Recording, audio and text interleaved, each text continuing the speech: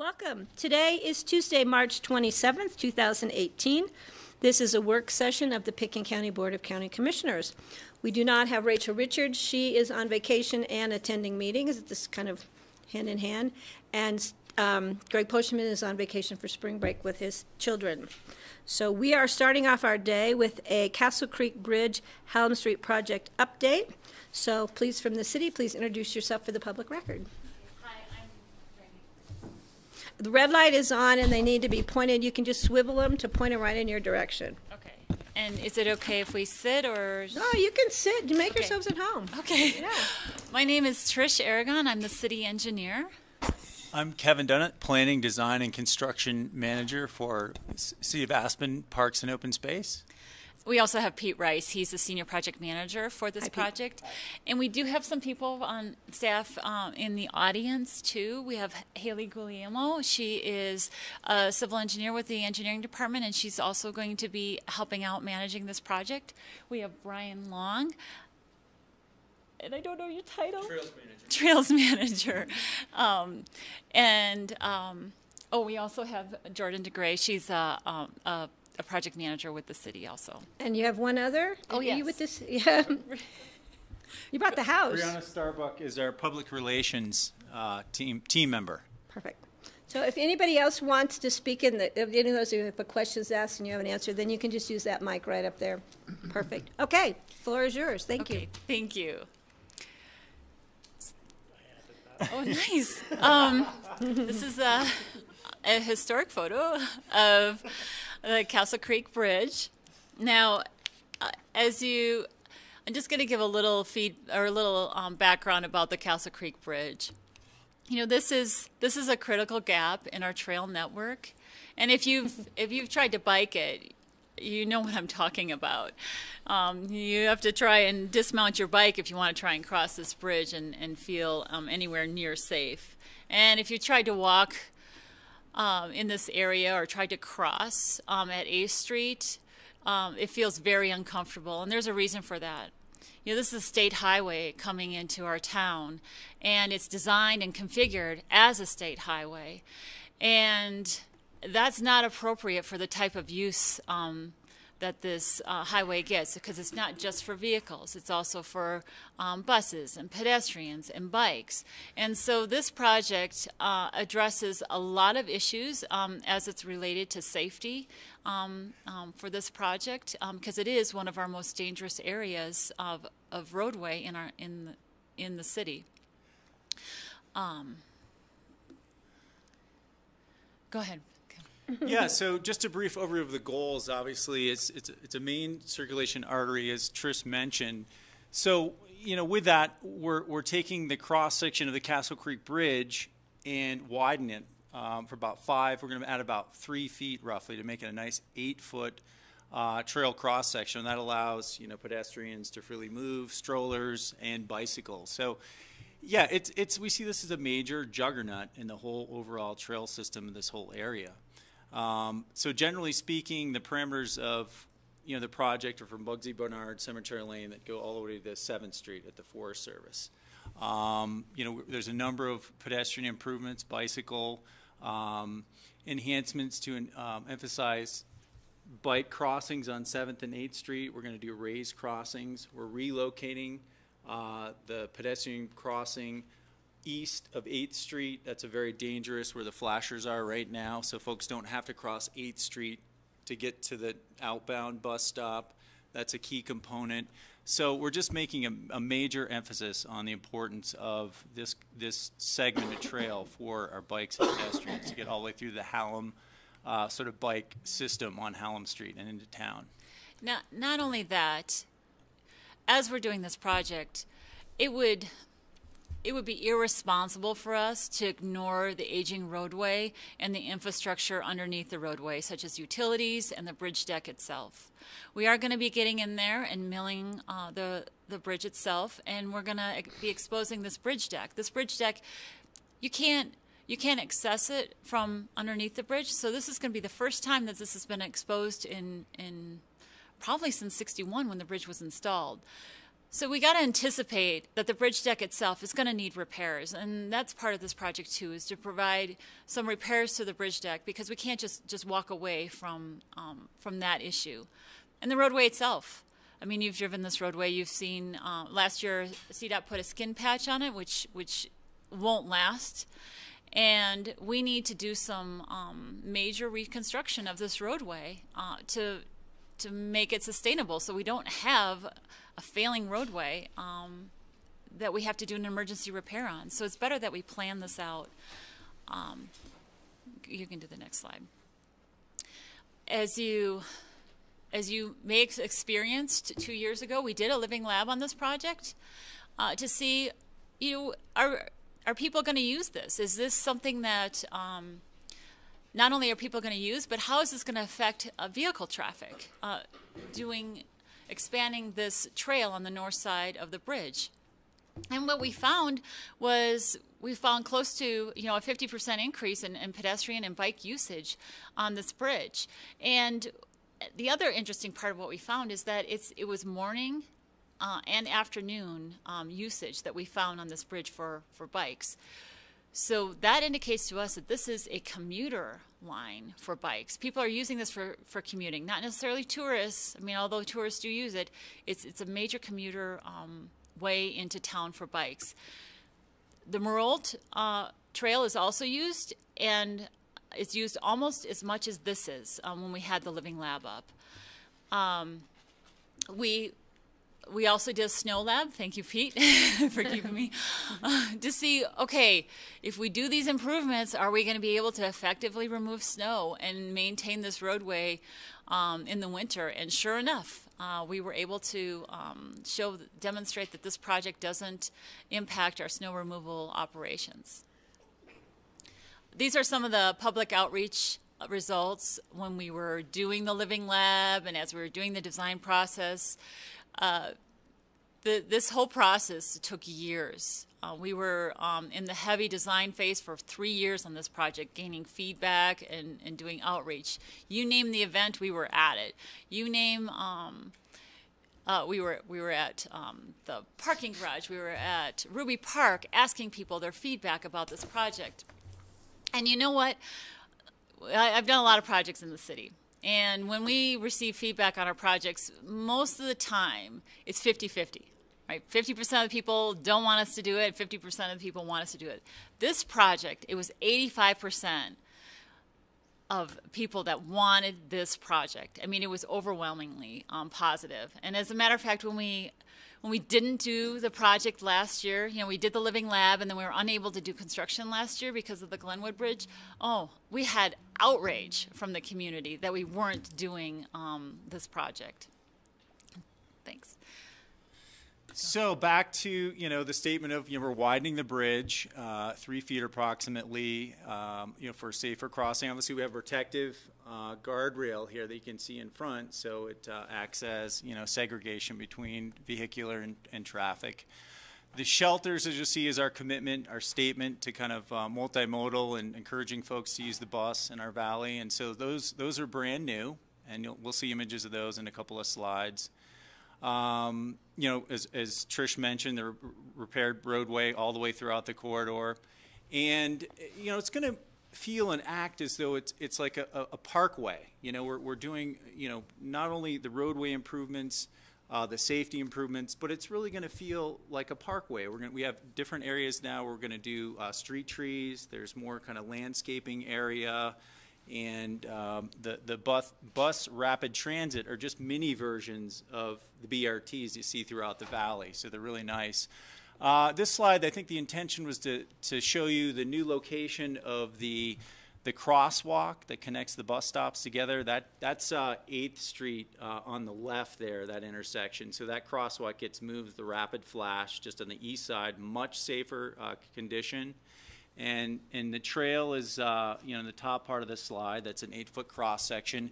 And it frees up a lot more queuing space, for obviously the bus stop. But not only that, but for the buses queuing, it's a lot safer for them to merge into traffic. There's more queuing space and more room for the trail behind the bus stop there. So that's an added benefit. There's room for bike parking And the WeCycle gets a whole new makeover just off the slide up on the left there on 8th Street. There's a large WeCycle there.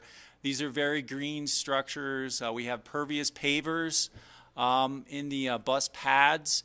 And often in the winter months, it's a little dangerous getting on and off the bus. We're putting a small, narrow strip of snow melt so the ice doesn't build up and people don't slip underneath the bus. And that's going to be powered by our green energy.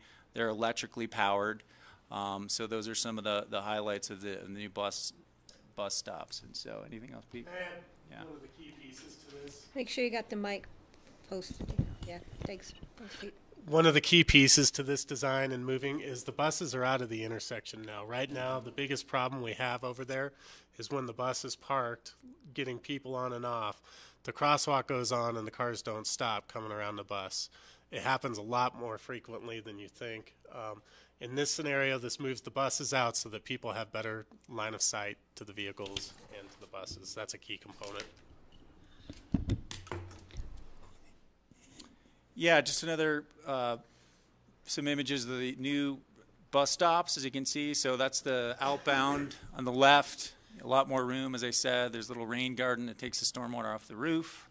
They're very open and airy, and we think a really nice aesthetic. You know, the architectural vernacular is similar to the bus stops, and just a better image of kind of the nice architecture on these and the trail. So the project is starting Monday. So we've hired Gould as the contractor. They've done the work on the Glenwood Bridge, so they're very aware and keen about what it takes to do work on a project like this. And the estimated completion date is going to be in October, and we are going to put the project on pause during the summer, mid-June to mid-August. And start back up in the fall. These are, timelines, but we would encourage you to talk to your constituents, to go to our website, castlecreekbridge.com, to get the latest project updates. You can go just fast forward through these. So these are all the detours associated with the project, and I'm not going to get in detail the detours unless you want me to. Just that it's starting April 1st, so start to April 2nd. I'm sorry, April 2nd. You're correct. April 1st is a Sunday. I have a question. It's starting April 2nd, and I know that the Board of Commissioners saw this at our EOTC meeting, I believe, so it's not totally unfamiliar to us. But this is the first time you've actually brought this project before the BOCC. Am I correct in that? No, that's not correct. We were before BOCC. I believe it was 2016 when you first initiated? 2014 once, and then I think once in 2015. So it's been a while since we've actually seen this whole plan. This is the first time we've seen all the routes and all the final details. And the project starts on Monday. So it doesn't really give us a lot of time to reach out to our constituency, but we do appreciate you bringing it to us. I did have a call, a very significant call, yesterday from Pitkin County Emergency Manager about, we are in a drought. We are anticipating the possibility of an extreme wildfire season.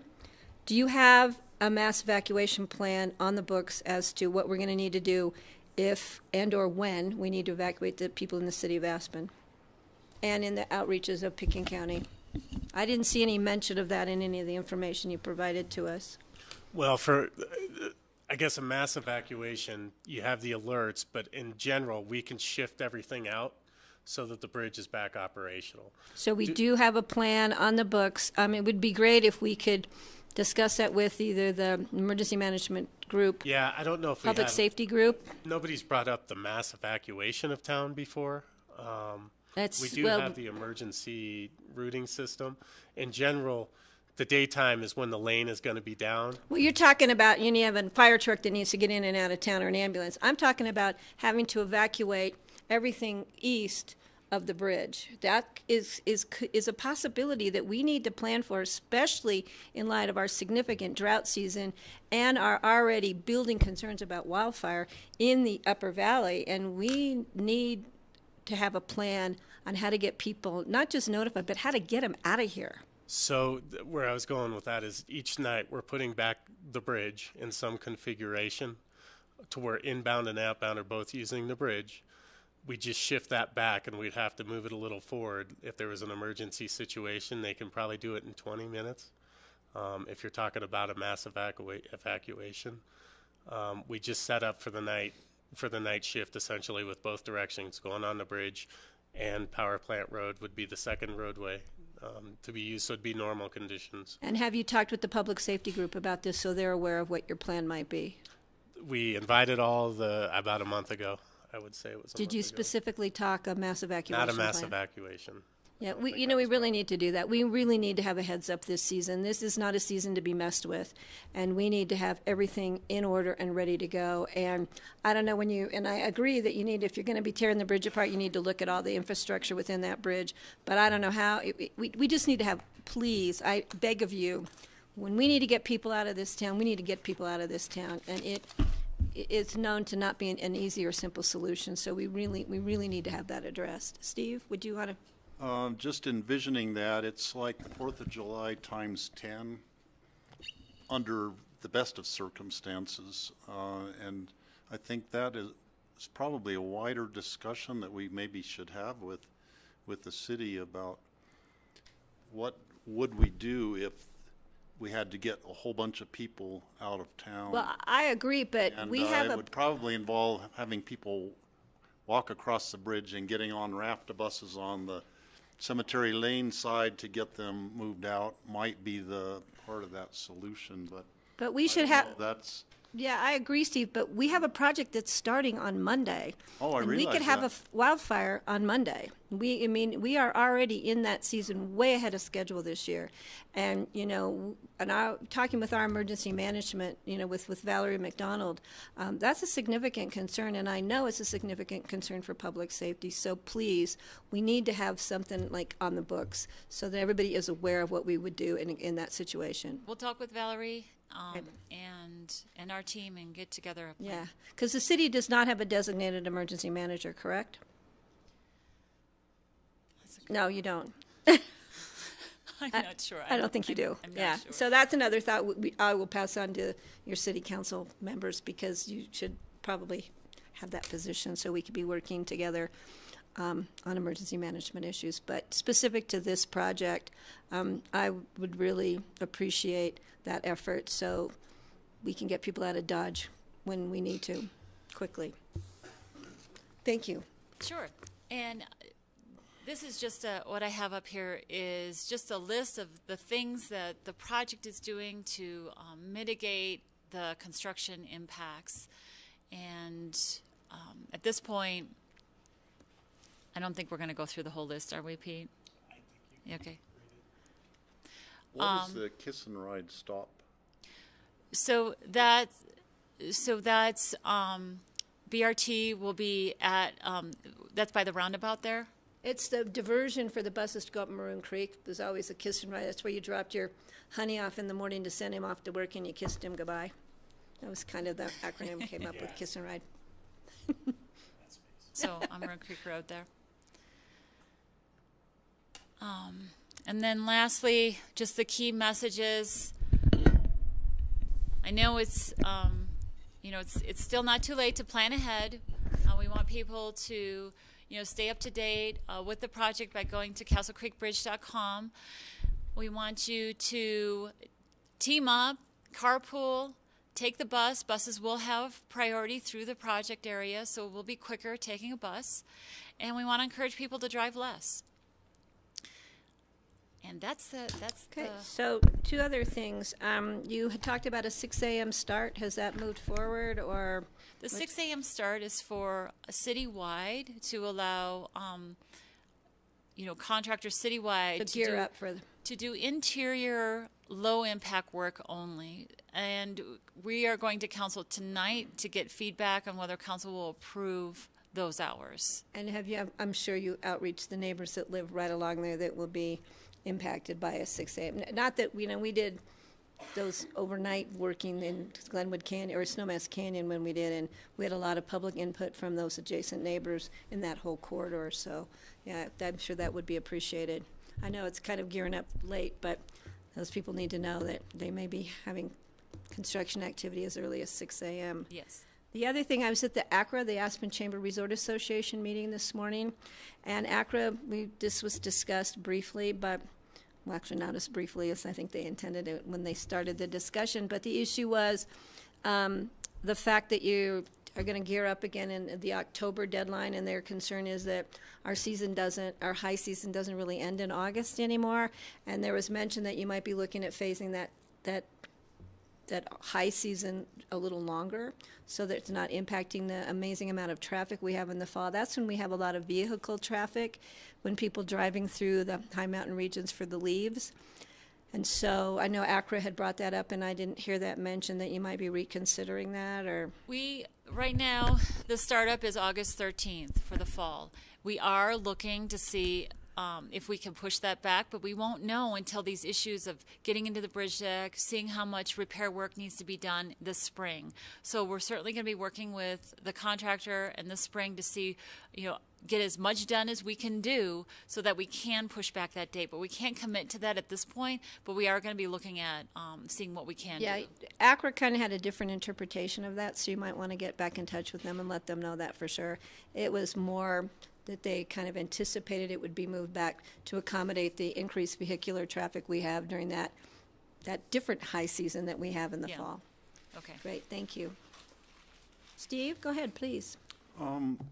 Since We Cycle bikes aren't out yet, are they going to put them in earlier this year than normal, just to accommodate getting the bikes out there for this delays in the bridge construction? It's about 3 weeks, so it's a week or two earlier, but than they normally are. We couldn't get to a contract place where they could put them out earlier. Plus, there's still snow in April, so they had concerns if you had those out there with the snow. So no. So is that a yes or no? Early May is when they're going to be out. Yeah. Okay. So we have a month that they won't be out there. Correct. Okay. So let's hope we have a lot of snow. Well, not for your construction, though. Yeah, it won't work. George, please. So I'm as you mentioned, you're going to be monitoring this very closely, and hopefully there'll be some flexibility in terms of being able to make adjustments if necessary, depending on what the commuter traffic looks like. We still have, of course, the school traffic, which always creates a bottleneck by the roundabout, and this will just exacerbate that as well. So I'm assuming you've been talking to the school district. I mentioned this at the ELTC meeting about electronic signages, alerting people to utilize the Intercept lot and Buttermilk lot. I didn't see any signages up yet, or maybe I missed them. I was on the bus this morning, but There should be 3 VMS boards that were out yesterday. Okay, so the message is on there. The message isn't to use the Intercept yet. It's just a warning about the construction that's going on. April 2nd, construction is starting. Yeah, I don't know if there's a way, we've talked about this when we were doing the Grand Avenue Bridge, if there was a way to, on that messaging, to alert people what the time frame will be if you continue in your car versus hopping on the bus at the Intercept lot or Buttermilk.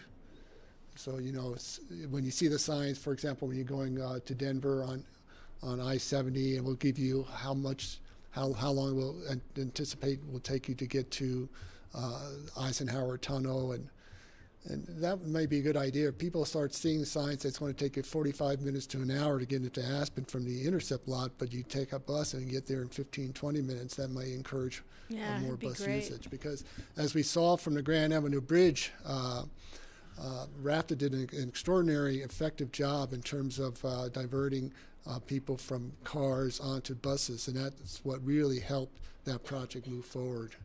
So the message is going to be to take the bus on something like that.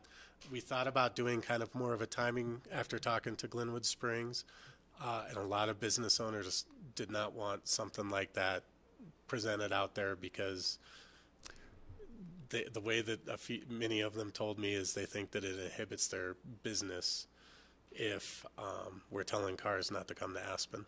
Well, we're telling drivers to hop on intercept. the bus to come to Aspen. I would think that would That I think message that we'll would try to get help- on there as yeah, soon I think as that it would help their starts. Yeah. businesses versus Yeah. having people stuck in traffic and then getting frustrated and turning around and heading back down Valley. So that's an argument I see some flaws in, but I think that should be looked We'll at. say use intercept, that message will be down, we'll have that message up. Use intercept, take the bus. As far as timing and stuff like that, we Well, can look into it again. Well, I would just say I think the key is to remain flexible Okay. in terms of the construction management and try to adapt as needed. I think that's a critical part of this. A little minor point is on your slide with the new RAFTA bus shelters. You showed storage for bikes. I think those bikes, as long as you're redoing those shelters, they should have bike shelters. That's always been a fault from the Rio Grande, from the Ruby Park structure. People love to leave their bikes there. They'll hop on the bus, leave the bike there, and then go to work. But then they're always under the weather there, and so it's really a problem. So you have an opportunity to provide some bus shelter and bike shelters when you're doing this project. I think would be valuable. I think Raft has probably learned that lesson the hard way, so that's a good point, George. Yeah. One more question. Yeah, go ahead, Steve. I noticed that it said there would be 2 additional RAFTA buses doing the intercept lot into town. So what would be the headway from the intercept lot into town on RAFTA buses? Right now it's basically every 15 minutes, approximately, depending on if you catch a BRT or not, but Okay, so it should be every 10.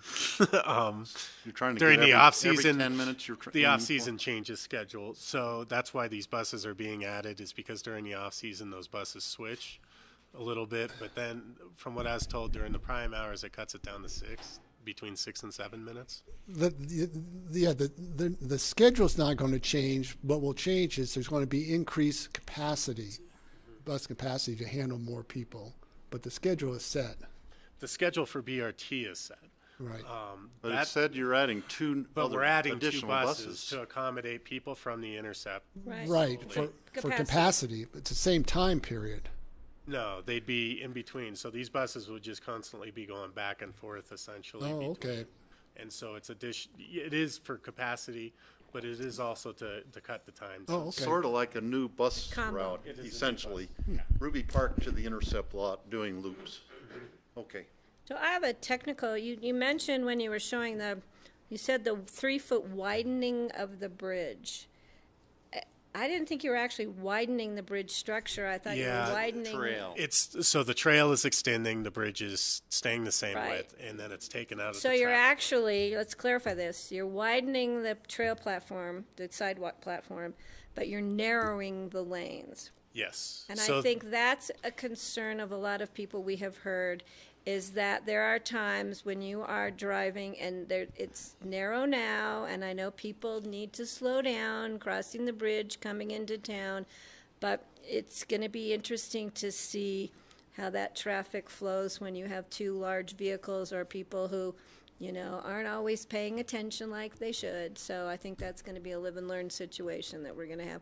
I know that was part of the mobility lab experiment to see how the laneage worked, but in real life, everyday use, when, people aren't so alerted to the living lab, but it's just the way of life, I think we're going to need to keep an eye out for public safety there, too. Okay. Yeah, I don't know what you can do to slow them down, but go ahead. Go ahead, Pete. the lanes that are out there now are the narrowed lanes. They've been like that for 2 years now. CDOT went out and striped it during the living lab, or after I was taking the living lab. They went out there with the thermo, and they were Right. like, this is working. So what you see on the bridge right now is actually the lane striping that's going to be in. Right, but that doesn't mean when you have a physical structure there, that really is what narrows your lane. It doesn't mean that people aren't breaching those painted surfaces to give themselves more leeway on the lanes. Yeah, and when you have a sidewalk there with a curb, that means you can't just, oh, whoops, you know, there's a truck coming, I'm going to give myself a little more leeway. So I think that's important. And I would also like to still see encouragement of the Maroon Creek pedestrian bridge. That's a great bridge. It drops people right into downtown. Does it come out onto Hopkins? I mean, the Merle pedestrian bridge, yeah. Yeah, that's the what we Merle meant. Bridge. Oh, yeah. It's great. I use it when I do my walks up through there, and I rarely actually see people on it. It would have been great during your living lab if you could have, you know, closed the Casa Creek Bridge and let people know that they have a great access, you know, to that beautiful pedestrian bike bridge that puts them right onto the pedestrian way through town on Hopkins, right into downtown. And that would have been interesting to see, you know, how many people would have realized, oh, I could be using the Maroon Creek Bridge, the Merle Bridge, rather than, you know, crossing in Castle Creek. But that being said, I know you've already completed this and you're already moving forward, and we'll just have to see how the construction goes. I just feel compelled to say that if you are on the north side of Main Street, you have no other way to get across Main Street without this bridge.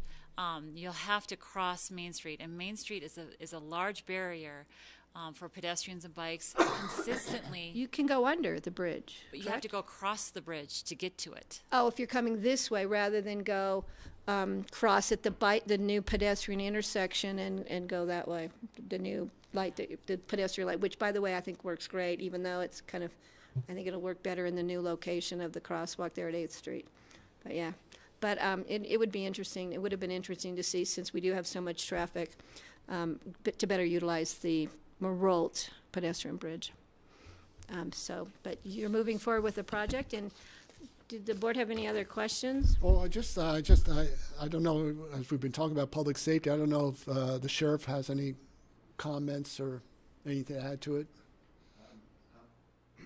George, I'm just here if you have any comments for me about public safety. Okay, well, I think a lot of them have been raised, so I'm sure you've heard them. So hopefully we'll bring back an evacuation plan to the Public Safety Council and work with Pickens County Emergency Management, because when it comes to evacuation, it will be on the shoulders of us to do the notification and the plan, and so we need to have that brought to us so that we know how to get people out of town and what your plans are. And I would really appreciate that before we have a need, and hopefully we won't have a need, but we need to plan for it anyway. Okay. Great, thanks. We really appreciate your time. CastleCreekBridge.com. Yeah. Thank you. All right, thank you very much. Yes. We appreciate it. Thank all of you for coming. We appreciate your being here. All right, moving on. We have Connie Baker is going to give us a budget update.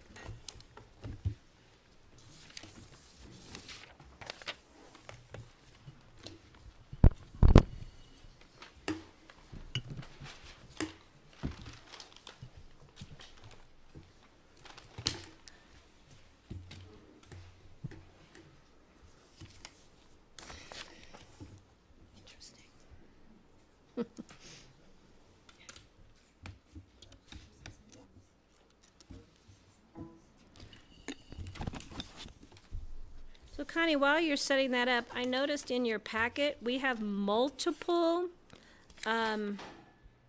supplemental budget requests. Yes, we do. Are we going through each and every one of We will go those? through each one briefly, yes. Okay, because I know we have a limited amount of time for a lot of information, so just a heads up on that for us.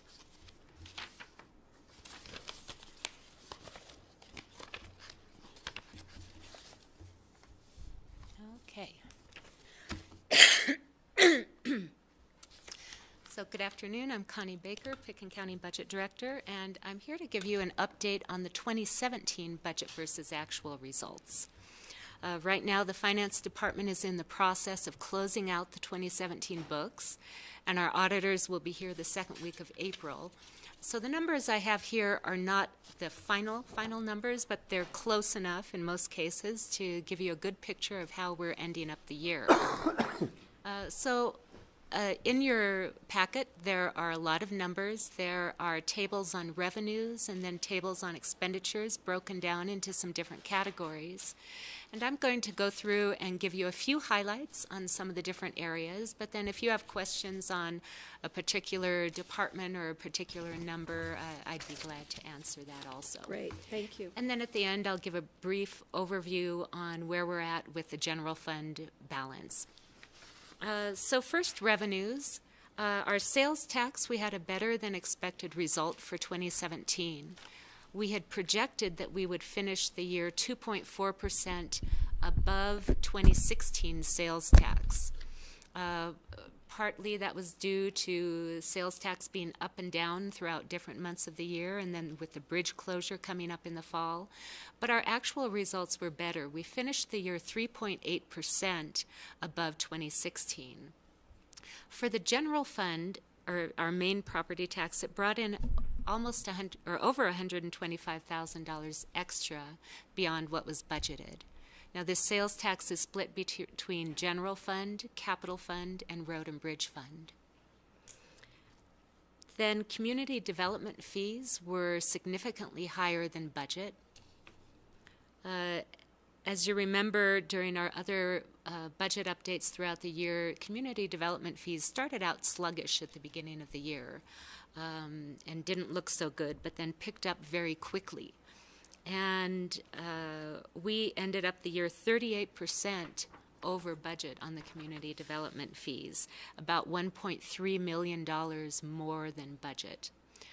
We had included some of that in our estimate, but not nearly that much. We were a little cautious on our estimate. On investment income, the rate of return for investment income was higher than budgeted. So that meant a little extra money in many of the funds, particularly in the capital fund. You remember that we issued certificates of participation at the end of 2016, and those have earned investment income also, which we didn't budget for. So that was an extra $168,000 in the capital fund to go towards the project.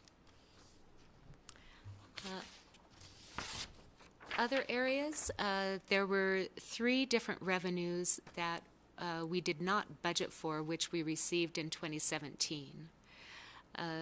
The 800 megahertz radio conversion project was budgeted in 2016, and we received contributions from public safety entities to help share in that cost.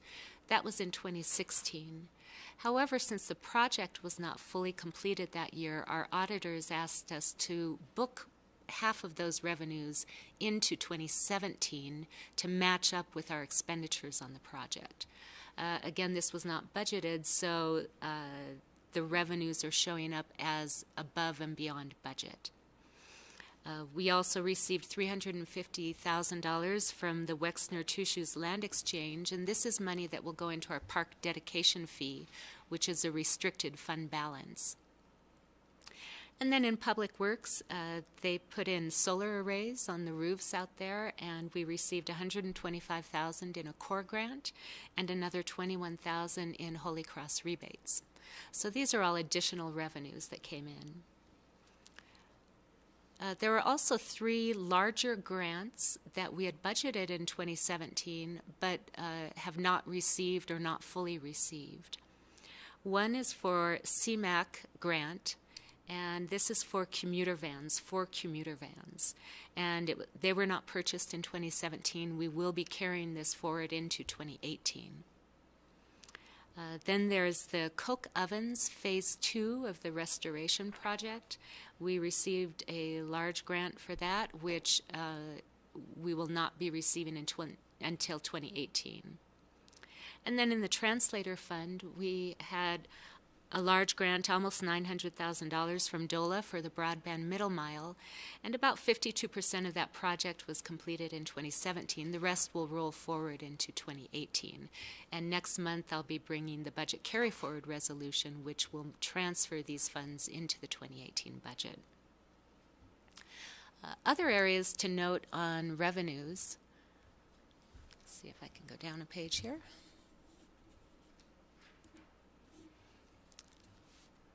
On airport revenues, when I was writing this memo and preparing the numbers, there were still journal entries and accruals that needed to be booked. So the number here is not the number for the year end. You'll see airport down towards the bottom here. I spoke with Chris Padilla this morning, and they have finished everything now. Airline revenues were down from budget, 29% less than budget. That's about $670,000 less than budget. The reason for the airline revenues being down is that winter enplanements were not as strong as what was projected when they were budgeting. And then the other piece of that is that the airlines will be asked to reimburse the costs for the TSA area improvements, and that money has not come in yet either. Passenger facility charges were also down 15%, and there are 2 FAA grants for the environmental assessment, and that has not been entirely completed. That should be wrapping up in 2018, and will carry forward some of that grant budget into 2018. Also, Solid Waste Center, you will see, finished the year with $3 million more revenue than budget. They had such a busy year, and their revenues were up 60%. So all told, if you put all county revenue lines together, we are just about at 100% of budget, at 99.6%. So on the chart, it's showing up as 100%. Again, the numbers will change a little once the airport gets adjusted here. Wow. Before I move on to expenditures, are there any particular questions on the revenues? George or Steve? No, we're good. Thanks. So the next 2 pages show the personnel budgets and actuals for each county department and fund. And the general fund, our personnel budget was at 97% of budget, so there is about $500,000 of savings there.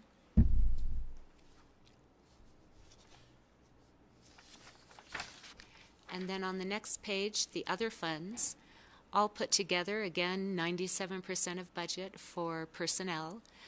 The other funds combined, cost centers, special revenue funds, and enterprise funds, have a total of about $550,000 in payroll savings.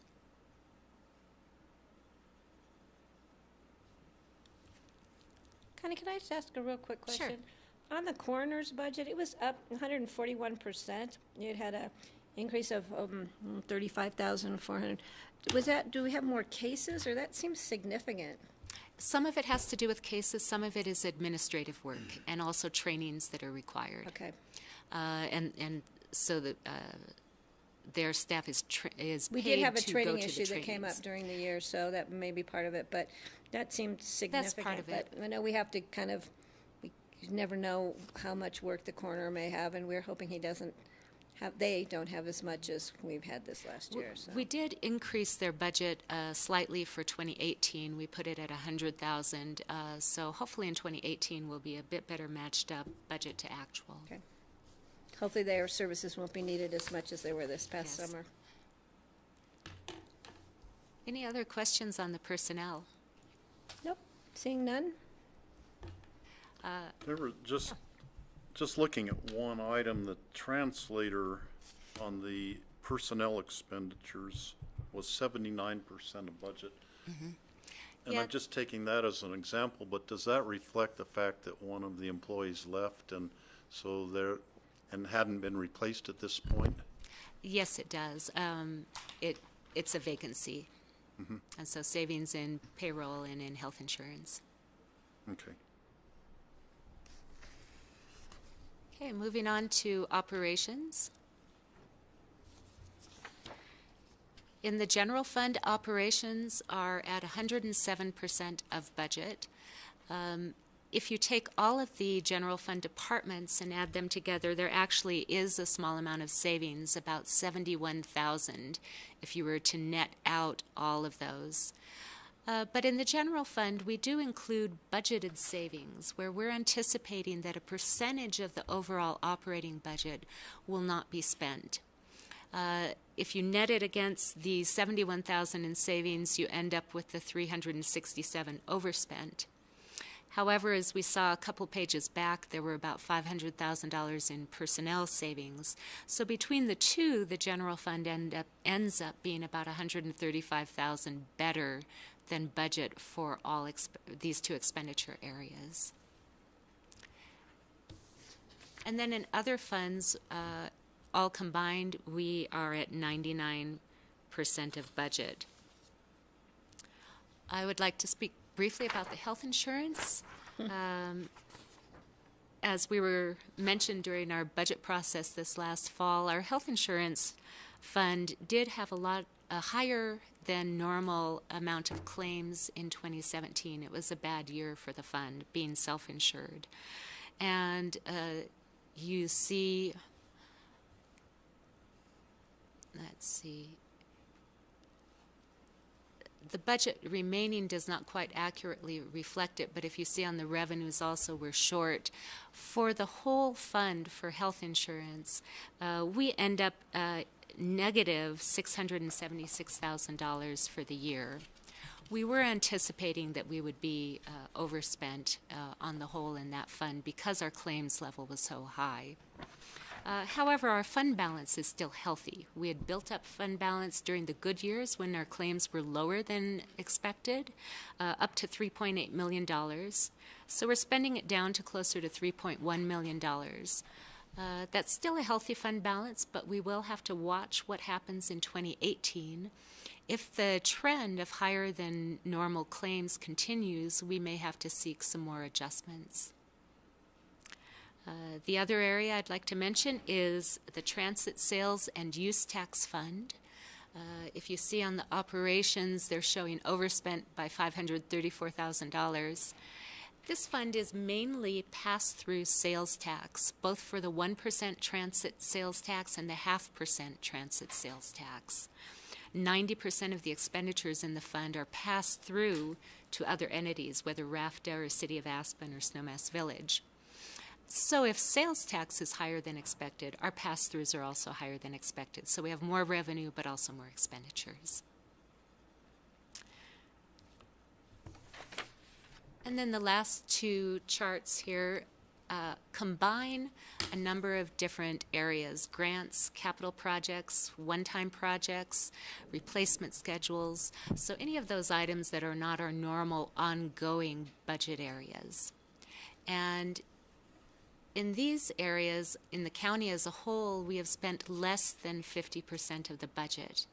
Most of these are ongoing projects that last more than 1 year, or items that were not able to be purchased in 2017 and will be purchased the following year.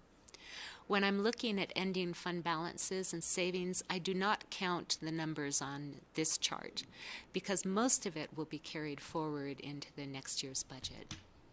Right. So any questions on these charts before we move on to fund balance? I think we're good. Good.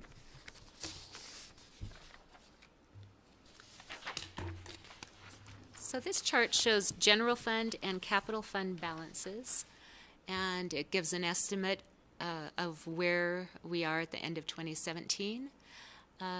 In the Tabor Reserve and Operating Reserve, we have about $5.2 million.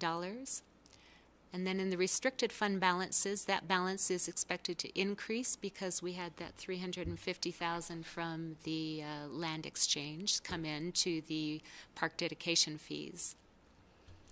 On the undesignated operating reserve, we started the year at $4.7 million. We approved the original budget for 2017 that would spend down $232,000 of that. And then supplementals were approved throughout the course of 2017, which added an additional $975,000 use of fund balance. So that would have brought the fund balance much lower. However, we have revenues that are higher than budget, about $2.2 million, and then a little bit of expenditure savings, about $135,000. All put together, that means we end up 2017 with about $1.1 million better than where we started the year. When we were in the 2018 budget process, we did anticipate some of these savings. But our ending result is about $850,000 better than what we were anticipating in the budget process. And the main reason for that is community development revenues that we didn't want to estimate too high, being a little unsure about what direction they might go. And so that has really pushed us higher than where we thought we would be at the end of 2017. On the capital fund, the beginning fund balance is net of carry-forwards. That means that starting the year at $5.4 million, it's assuming that all of the multi-year large projects, the budget would be fully spent. We budgeted then to spend down even more, $2 million on other projects.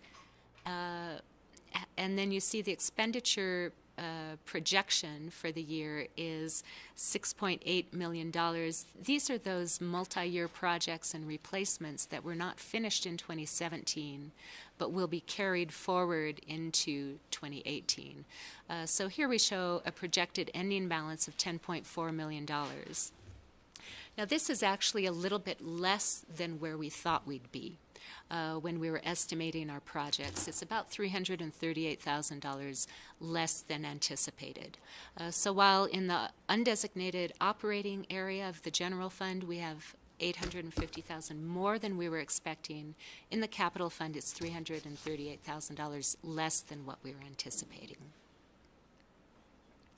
So a little bit of mixed results, but overall positive, and positive for the county as a whole. Can I answer any other questions before we move on to the supplemental requests? Nope. Okay. Don't see any. Thank you. And I misread my agenda, so we got plenty of time. Okay.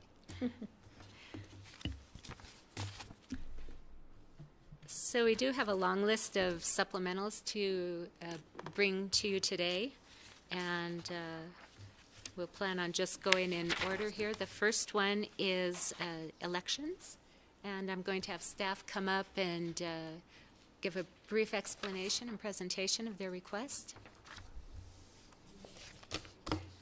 Perfect timing. Okay, We're going to get the money if you didn't walk through the door in time. Yeah. Jason, I almost lost my chance here. Hi, for the audience, I'm Janice Voss-Caudill, Pickens County Clerk and Recorder.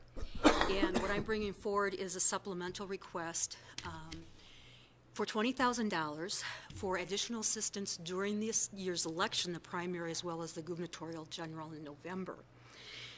We, when we were preparing the budget last summer, we had a trained, well-seasoned staff.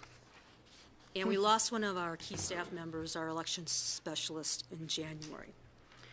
So moving into the primary, which will be implemented with Proposition 108 in mind, where all unaffiliated electors will receive a primary and a Democrat ballot in the mail, which is different than past elections. And I'll come before you in the near future to explain how that will work. We will have additional processes, we will have additional procedures, we'll need to train judges, and we just brought on board a new staff member, which takes another 6 months, an election cycle, to train. So what we are requesting is temporary help to assist us for 13 weeks during the primary, and then again for 9 weeks during the general election this next fall.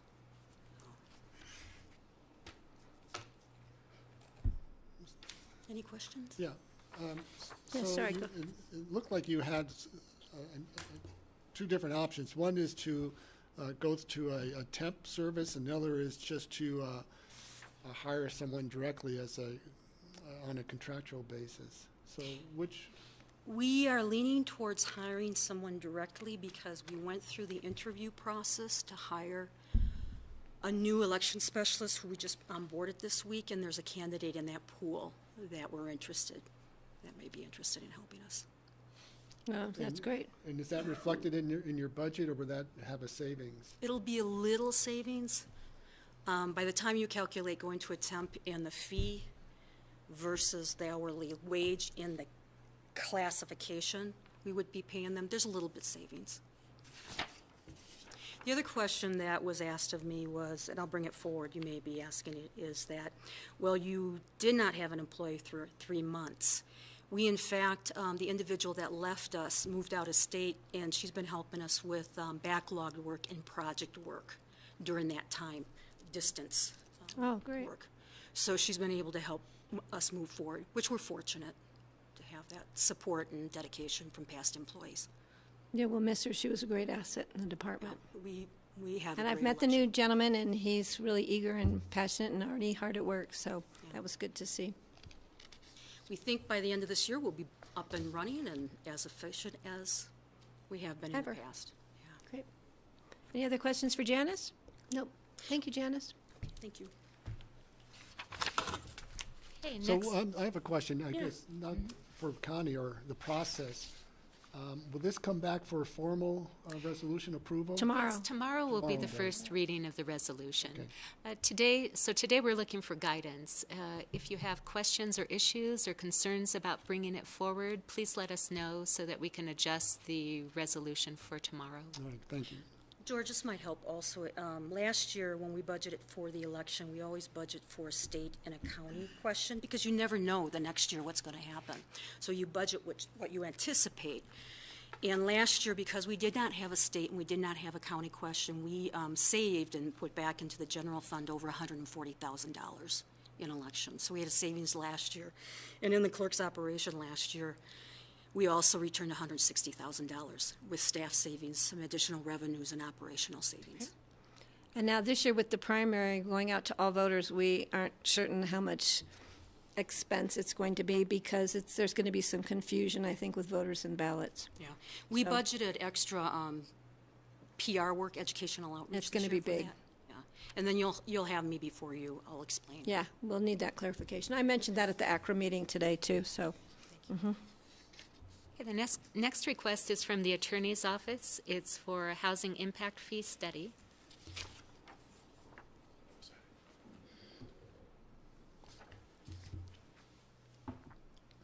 Hi. Hi.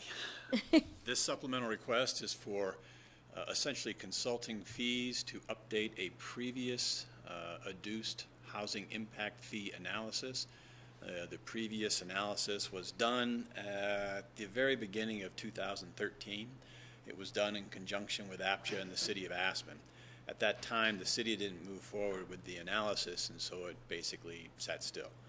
The current housing impact fee that the county employs was developed through a similar process in 2004.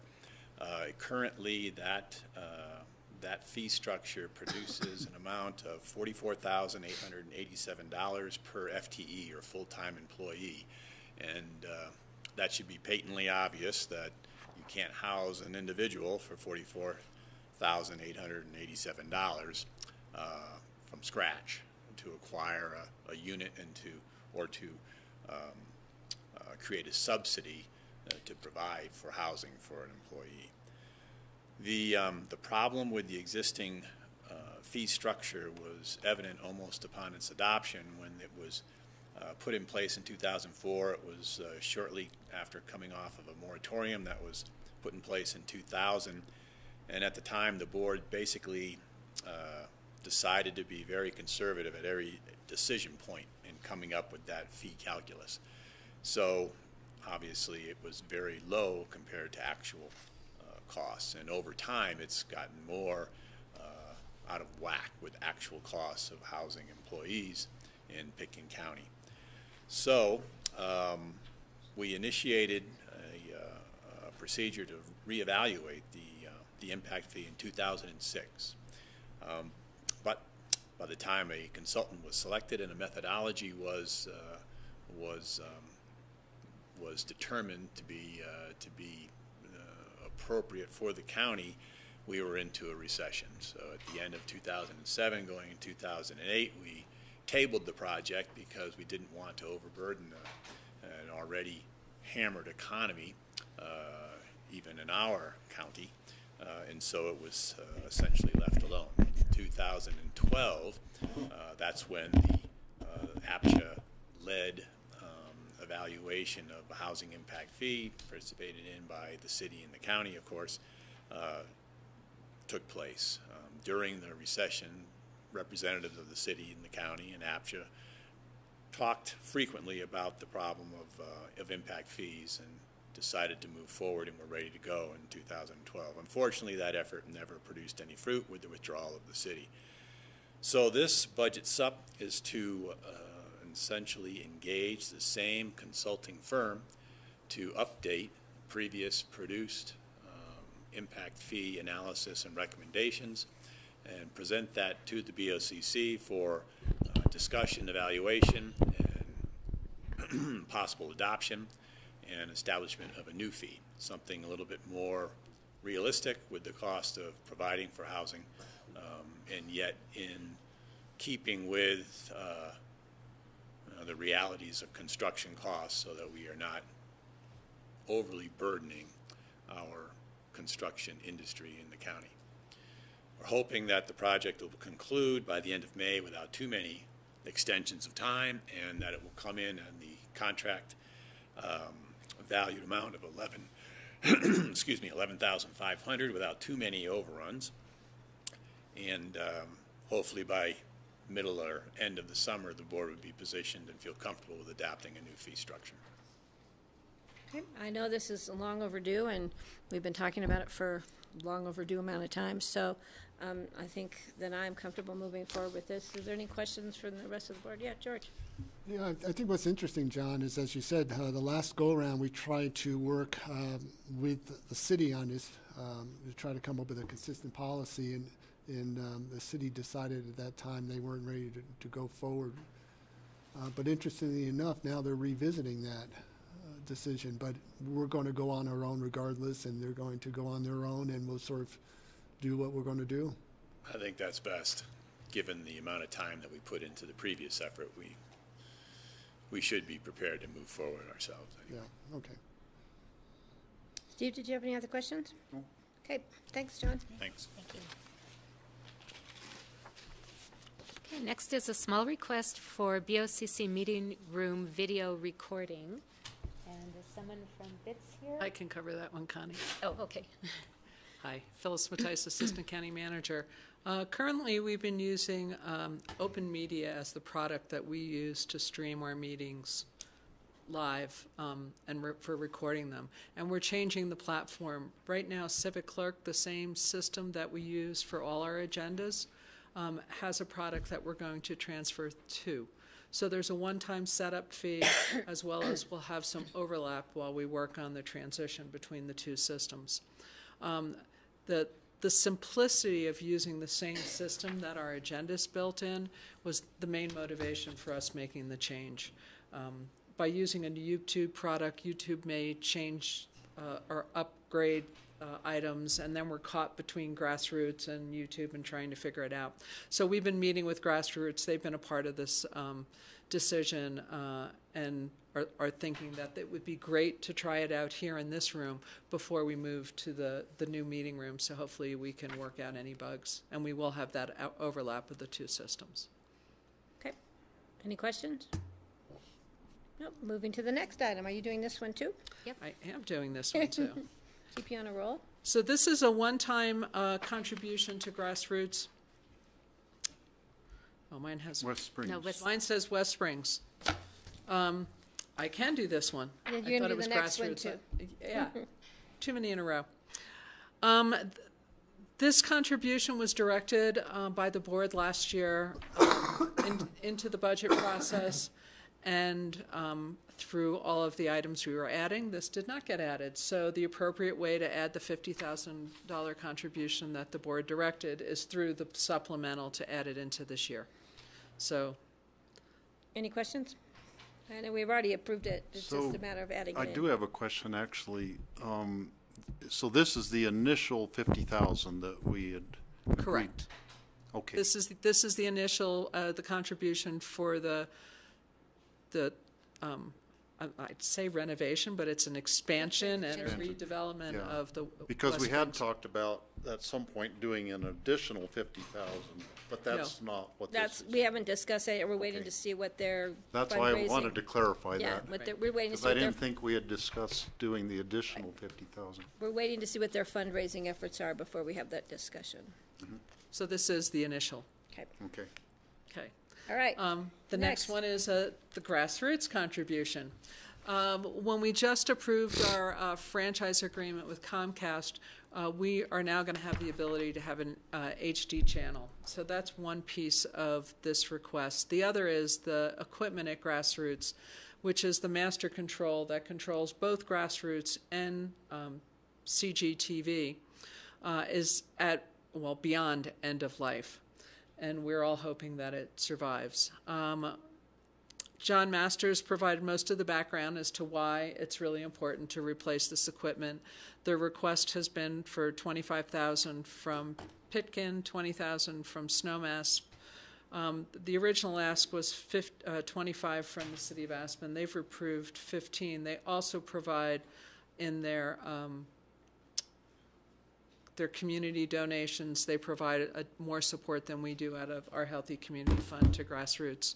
And then $5,000 from BOCC, which are all committed. And then Grassroots will fundraise the additional funds for this equipment. I've been meeting with Wayne Brennigan, who's our TV engineer. He reviewed the bid that John Masters got for the equipment and was it appropriate. And we will most likely be hiring Wayne to be our owner's rep as that equipment is being installed. It'll be installed by the manufacturer in Grassroots, and we think this is really important. We were waiting and didn't budget in 2018 to see where our franchise agreement ended up, whether we really did have that HD channel, and we will. And this equipment's essential to be able to broadcast in HD. We have 2 channels, but we're only actually accessing one at the beginning. Is that correct? In the franchise agreement, yes. Grassroots will be the first HD channel, and then the second to come online, I think it's 2 years later, will be CGTV. Okay. So we will still be found on Channel 11. Grassroots will still be found on Channel 12. They will still be broadcast in SD, the standard definition, and then the additional. So we figured it would be a good transition because the HD channels are up in the way upper numbers. So it'll take a while for people to find them. Okay. George, did you have? Do we know what the total cost of this project is? It's approximately $100,000. The bid that John Masters had was a little under. I think it was $88,000 or so on the bid form that he got from the manufacturer, and with leaving a little bit of a contingency. But I think having our engineer being in place and overseeing the equipment and how it's installed will be, we have an investment. I mean, Grassroots gets their channel through our franchise agreement, while ours and Snowmass and City of Aspen are joint. So we have an investment in making sure that that's in place and appropriately. So it looks like from the public entities are contributing around 65% of that total budget, and the rest is John is hoping to get from private funding sources. And correct. Does he have any contingencies if if not able to make that budget? I think he has some good donors in line. They were waiting to see what the governments were going to be able to contribute. So our contribution will help leverage those private contributions. Okay. Great. Okay. All right. Next, we have the House, the move portion of the EHOP housing funds.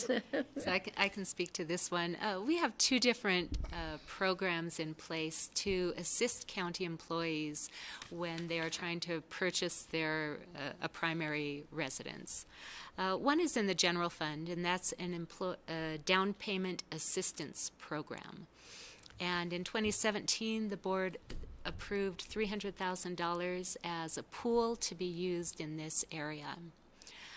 And then we also, in the housing fund, have the employee deed restricted program. So two different, and we've committed $2 million over 2 years to the deed restricted program. So two different areas. And what we've seen during the latter half of 2017 and the beginning of 2018 is that the EHOP program, the Down Payment Assistance Program, has not had much appeal. We have had one employee use it, and a few others look, but then realize it wasn't the right thing for them. And so it's something that may work for a few, but does not appeal to the majority of employees who are looking to purchase. On the other hand, the deed restricted program has seemed to really hit the mark. We have had 7 employees already take advantage of it, with another in the works, others who are interested. So it is really filling a very good niche to help with the purchase of employee housing. So what we are requesting is moving some of the funds, $200,000, from the Down Payment Assistance Program into the deed restricted program.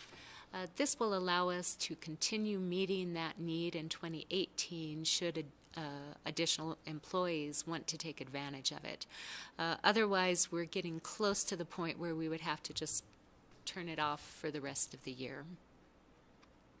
So if in the future things switch, you'd be coming back to us and we could be moving these funds back. But it makes sense to move them now at this time because we have the need. Yes. And Rich will be coming back to the board in a work session to give a more complete update on the deed restricted program and let you know that we've asked for. That's what George was going to ask. Yeah. Yeah, because we've asked for it to be kept in that loop, so that's perfect. Steve, did you have a question? Yeah, the program that Rich used is the deed restricted program? That's right. Okay, and we actually have, he was the first one, and now we have 7 that have used it? Yes. So it sounds like it's been very popular. Very successful, yes. Mm-hmm. Yes. Okay. So now we're moving to the Aspen Hope Center funding.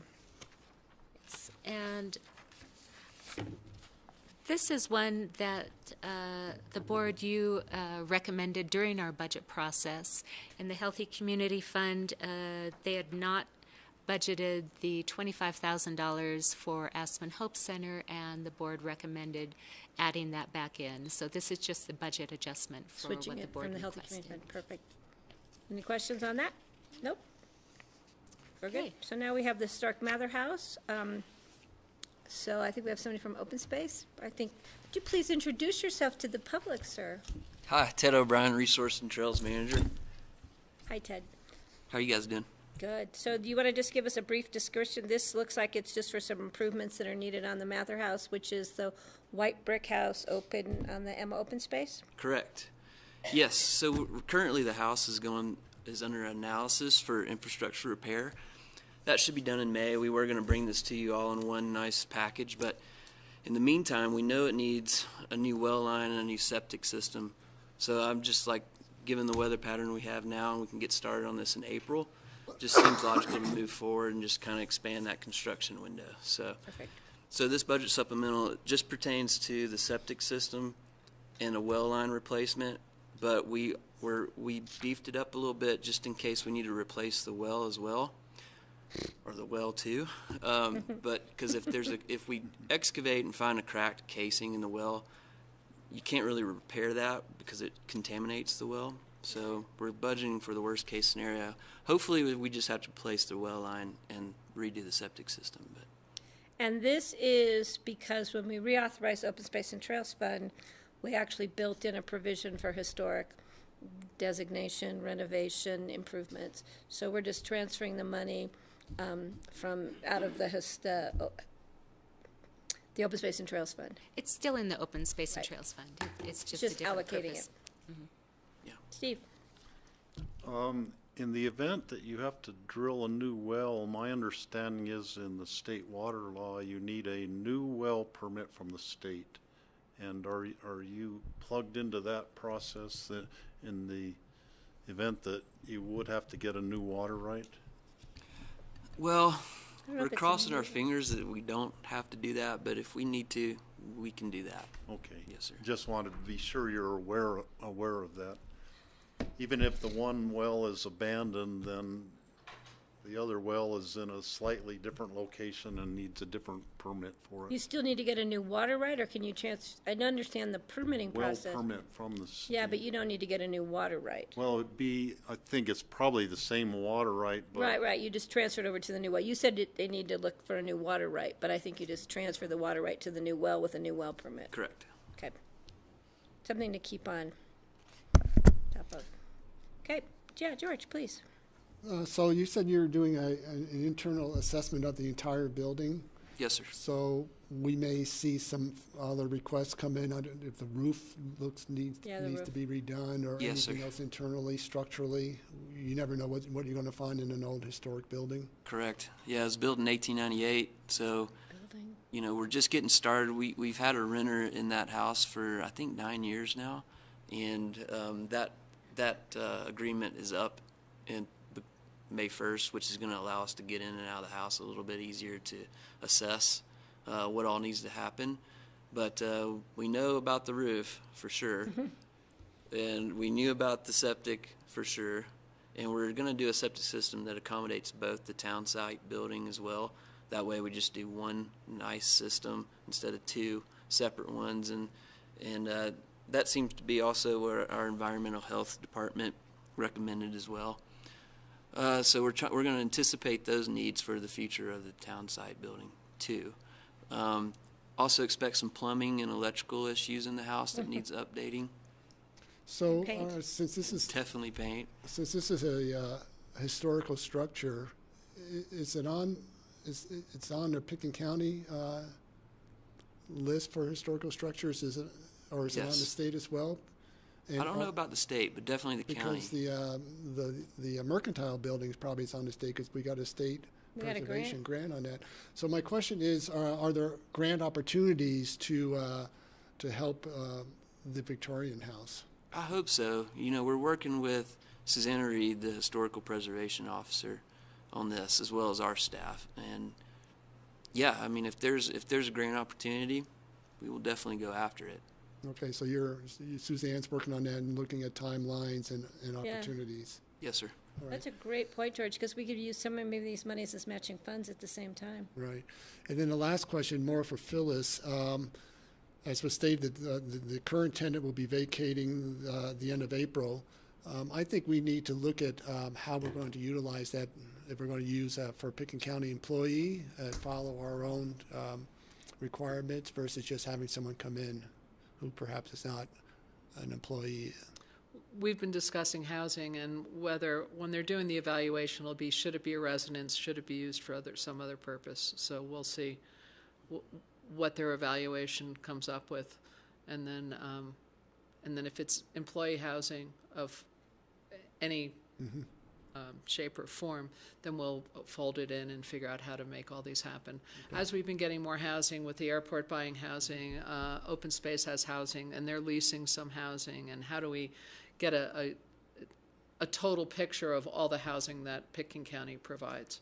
I think it's been a little piecemeal as it's grown organically, and we're just starting to put it all together now. Yeah, great. Okay, any other questions? Thanks, Ted. Thank you. All right, now library office furniture. We have one more for open space, Prince Creek bullpen parking area. Oh, the Prince Creek, sorry, I was just flipped right through that one. Jesse Young with Open Space and Trails. And Brian's here as well if you have any questions from more of the engineering side. But just following up on the Prince Creek parking area that we brought to you on your March 6th meeting. It's for $196,000 or just over that, or almost 197, I guess, for a 35 space parking lot and porta-john structure, signage kiosk, everything related to the parking area over at the bullpen site. There is Open Space and Trails met with Public Works and the county engineering staff to kind of review the crossing situation, and has kind of agreed on the recommendation to you guys to proceed with a at-grade crossing and some road widening improvements in that area, some clearing of vegetation, and additional signage to address the safety and traffic speeds in the area. rather than a raised crossing or speed tables at this time, and we can certainly come back and evaluate that in the future and add that in if it's warranted. But at this point, with the vehicle speeds and the configuration, we're not recommending that to go forward with any raised structures in the road at this time. But their costs are estimated in there should you choose to, if you guys feel that those are necessary. It is pretty similar kind of to some of the crossings that we have of the Rio Grande across Upper and Lower River Road, where the vehicles have the right-of-way and the trail user is supposed to stop and wait. Whereas if you put the raised crossing in, it kind of gives the false impression that the trail user has the right-of-way. Right. So we want to kind of avoid that situation. So that's what we've come to for that. Board have any comments on that? Yes, Steve. Yeah, it seems wise to me to put in the simplest thing, which would be just an at-grade crossing, just like along the Rio Grande, and see how it works, and then we can evaluate it as time goes on. Yeah. Yeah, I agree. And then we can always add it later. Okay. All right. Thank you. All right. You're welcome. All right. Didn't mean to miss you. And you're doing well? You look great. Hanging in there. So now, the library office furniture. It's your day with us today, huh, Kathy? It is my day with you today. I'm Kathy Chandler from the library, and we have a supplemental budget request in to move purchase of a staff office furniture up from 2019, where it was in the capital replacement schedule, into this year's budget because what we would like to do is piggyback on the purchase that's being made for the county office building so that we can get a deeper discount due to the volume of the sale that would be made. So our the office furniture that we have is between 27 years old to 18 years old, and we had hoped to get new office furniture when we were renovating the building, but we decided to defer that purchase to make sure that we had enough money to do the renovation project.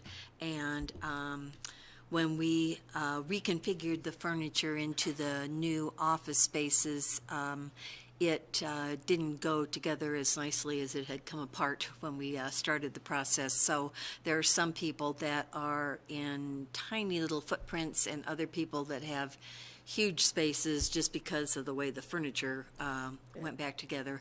And we'd like to get new furniture that would make more effective use of the space that we do have, and also have the new ergonomic features that the county's going to enjoy. Board have any questions? It just seemed like a lot of money for office furniture, but I understand that this has been deferred, and we appreciate staff working the kinks out in the meantime. So, and we do actually hope that the money is going to be significantly lower than that. I'm going to go to Colorado Springs and meet with the planners on Monday, and we'll have a better figure then. But this is really a placeholder that I had gotten from the company 2 years ago when we were trying to do fundraising for the furniture. Okay. And this actually is list price, but we're adding in some more spaces that weren't in that original list price estimate. So I do anticipate that it will really be significantly less than that number. Great, just keep us in the loop. So yeah. Kathy, just to clarify, so these are actually workstations versus just chairs and desks?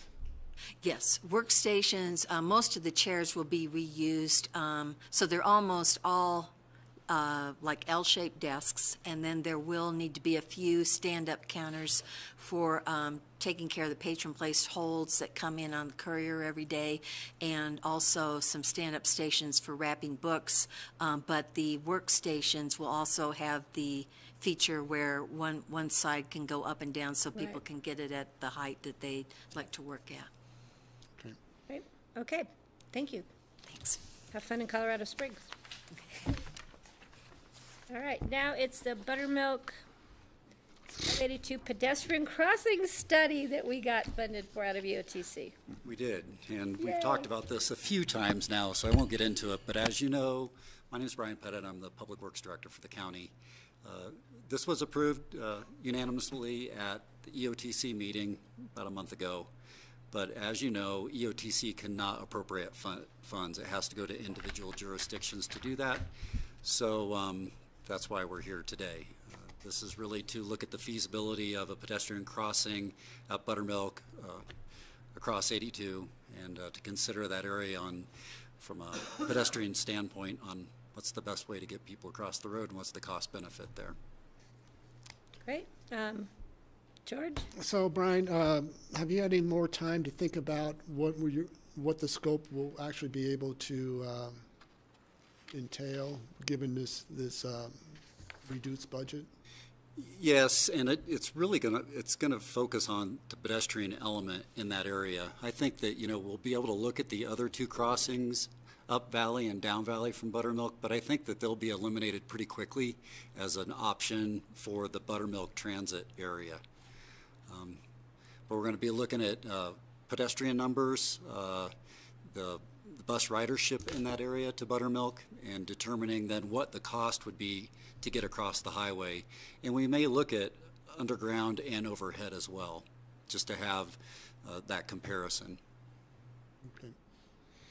Steve? Since this is the whole cost of the project going through our budget, is that because this project is in the county land or unincorporated county, or do we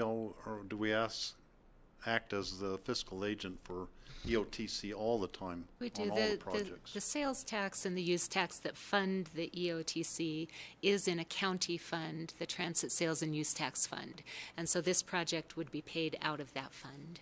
So if it was a project being paid out of, like the Ruby Transit Center came out of the Aspen lockbox fund. But our contribution to that also came through the So then they were the ones handling all the budgeting on that? No, it still comes actually came through our fund, yes. Okay. So it still comes through us in EOTC, regardless of which lockbox it comes from. It still has to come through this process. That's right.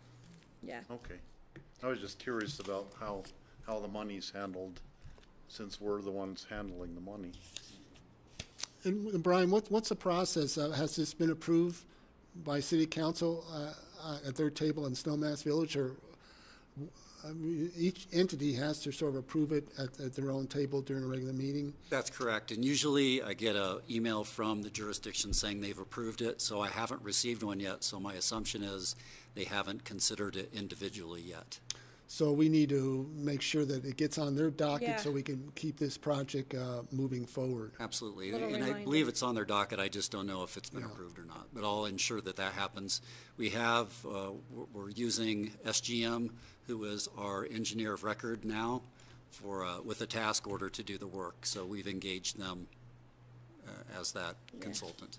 All right. Can I ask you one, just an aside while you're here, unless there's any other questions on this project? No, I'm clear on this one, but yeah, but then we need to move ahead because we're running a little behind, but go ahead, Just real George. quickly, though, an update on the regional director status? Yes, and so we didn't get a lot of interest from the first marketing attempt, so we went back and looked at the salary, and our assumptions were correct. We're a little bit low. So we elevated that salary about a week ago, and we've put it back out. I think we have a total of 3 applicants right now after it's been running for about a month and a half. So I'm hoping with the increased salary that we're going to get a little more interest now. Okay, great. Thank you. Great, good question. Okay, thanks, Brian. Thank you. We have one last, and that is the stormwater mitigation project at the Solid Waste Center. 2 more from the Solid Waste Center. God, I keep flipping the pages too fast. Sorry, I'm just moving us along quickly. Hi, Kathy Hollis, Solid Waste Manager for Pickton County. The first one is the acceptance of a grant from CDPHE for $24,495, and that is a mini grant, and it's going to support the scraps programs to purchase the expensive metal bear-proof bins and buckets. And just so the public knows, CDPHE is? The Colorado Department of Public Health and Environment. Perfect. So this is money we are going to accept, and I don't think we're going to deny that acceptance of monies. Do you have any questions? Well, it's a matching fund, though, isn't it? Is this one a matching fund or no? No, they This didn't one's require not. matching. Yeah, this is money for, perfect, thank you. Yes. And then the final one is stormwater mitigation project. It is an additional monies out of the budget of $25,000 to allow us to wrap up the project. This is the large 1 million-gallon leachate tank, the sump system, the cover system. Back in August, I was very hopeful that we would have been done with the complete installation and the pumps by the end of December 2017. We weren't, so it is carrying over, or not carrying over money, asking for additional monies to allow us to finish the electrical work of getting electric to the pumps, installing the control panels, moving the air stripper system, and getting that wired up. Any questions? No? Okay. So I think tomorrow's resolution can stand as is in our packet. Okay, thank you very much. Makes tomorrow easier when we get to that. All right, we are now moving, thank you, Connie. We are now moving to our citizen board interview. This is for our new public Board of Health. So we have our first applicant, which is Dr. Tom Kurt. Tom, would you like to come forward, please? And introduce yourself to the public. It's nice to see you. First, I'd like to compliment Kara Kahneman on founding this public involved Board of Health. I've been involved with other boards of health, so I am looking forward to it. Great, and thank you for applying. We really appreciate it when members of the public come forward for our volunteer-appointed boards and commissions. So does the board. And Tom and I have known each other for years. Tom and I actually participated in an event at the Aspen Physics Institute many years ago regarding Superfund. It was a great experience. Yes, and we were involved with the Smuggler Mine Dump Yes. Superfund site and getting it off the list. Yes, and Tom was very helpful in that. So does the board have questions? I do. George, please. Thanks, Tom, for applying. So you just mentioned that you've served on Board of Health before? Yes, in Dallas County, because I was in Dallas for 25 years. I went from Denver to Dallas in 1978 and moved back to Colorado to Aspen in 2004. Carol and I have had a condo in Aspen starting at the 5th Avenue in 74 and upgraded to a house in 78, and that's where we're living now. And do you see any, of course, it's been a while since you were on that Board of Health down in Dallas, but any carryovers that you see from your experience there that you would bring forward to what is really a new department here with the county? I have a broad experience in public health, not only in being head of the Employee Health Service at the University of Colorado, which had 4,500 employees in immunization policies, the examinations, then started a clinic at the old Stapleton Airport where we had 10,000 employees and dealing with employees and immunizations, and a certified public health clinic there for doing immunizations for yellow fever. Then I went to Dallas where we founded the North Texas Poison Center at Parkland, which now answers 100,000 calls a year with poisonings, about 65% of pediatrics, so that was a telephone service. During that time, I was also teaching and seeing patients in consultation through the Poison Center, and I then served for a short time as the FDA Regional Medical Officer for this region with 250 employees involved with that, with the region. I went then as an FDA consultant, where I'm still a special government employee to the FDA in their clinical chemistry, clinical toxicology. I've dealt with public health school problems because I was on the DISD, or the Dallas Independent School District, as a consultant to their school lead program, mold in buildings, lead in water fountains. I've dealt with more than 100 industrial hygiene inspections of workplaces where you do walkthroughs. I've served as a consultant to OSHA, NIOSH, the CDC lead program. I was the medical toxicologist on the Persian Gulf syndrome studies that were done at UT Southwestern, funded by the infamous Ross Perot, where we proved that there was a Persian Gulf War syndrome, published in the Journal of the American Medical Association. So I have a very broad experience, including when I was in Boston at the Harvard School of Public Health. I was on duty at the Logan Airport Medical Station when there was a major crash. So I was a first responder to that. Then I was in Denver at our clinic when we had another crash there. So I've been attending the every third year mock disaster drills at this airport, and I have a sense of what that needs to be done. So I have a very kind of a broad experience in different aspects of public health. I'm certified by the American Board of Preventive Medicine, which is public health. I'm actively medically licensed, but I'm sort of quietly doing more consulting, and I'm serving on the State Opioid Epidemic Committee in Colorado for the Colorado Medical Society, the Naloxone Committee, and the Colorado Consortium for Prescription Drug Abuse Prevention. Great, thank you. Yeah. Steve?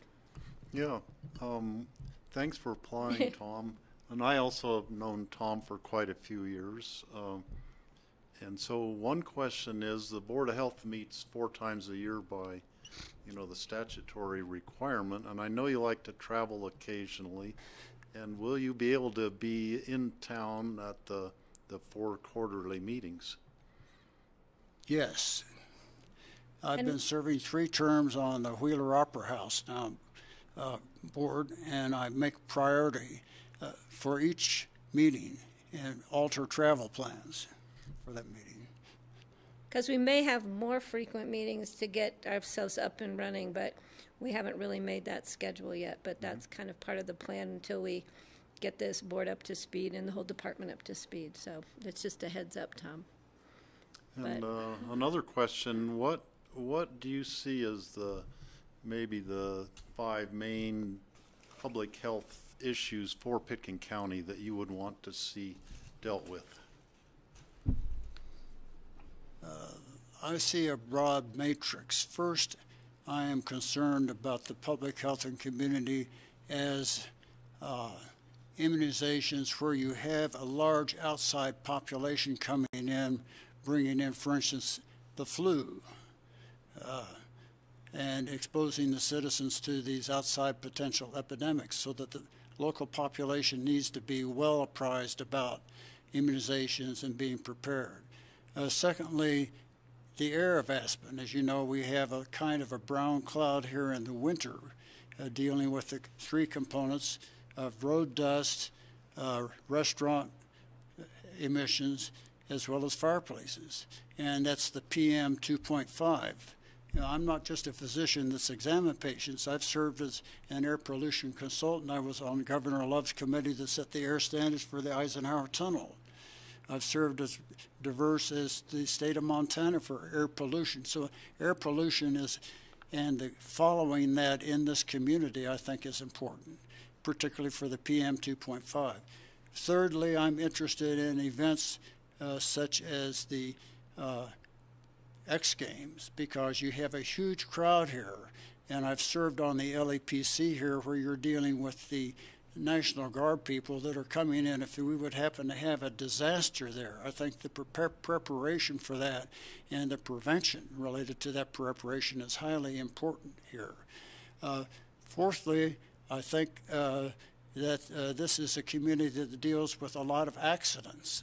We have avalanches, ski accidents, etc., and the response for those accidents, I think, is very important, and to have a kind of a communication system with cable and communications going into the mountains that would be more extensive, that's, such as is being proposed in the Castle Creek Valley now. So those are key issues that I see. Okay, thank you. Tom, do you have any questions for us?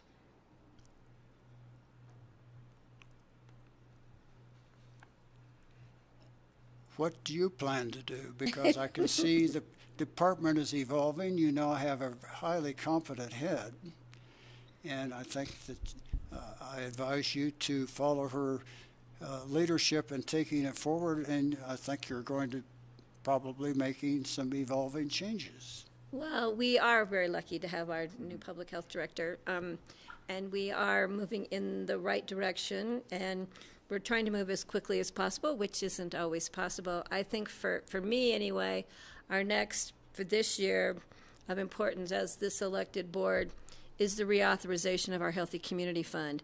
We need that in order to continue to fund not only community health, senior services, and all the other, but to help fund our new public health department, and that's going to be a critical issue for us. on the November ballot. We have not really generated a ballot question yet with the right numbers, but we're working on it, and that's going to be something that this board is going to be actively pursuing in the near term. So, and we will be looking at some point, help from all of our boards, especially with our public health board, to help move this question forward and ensure funding.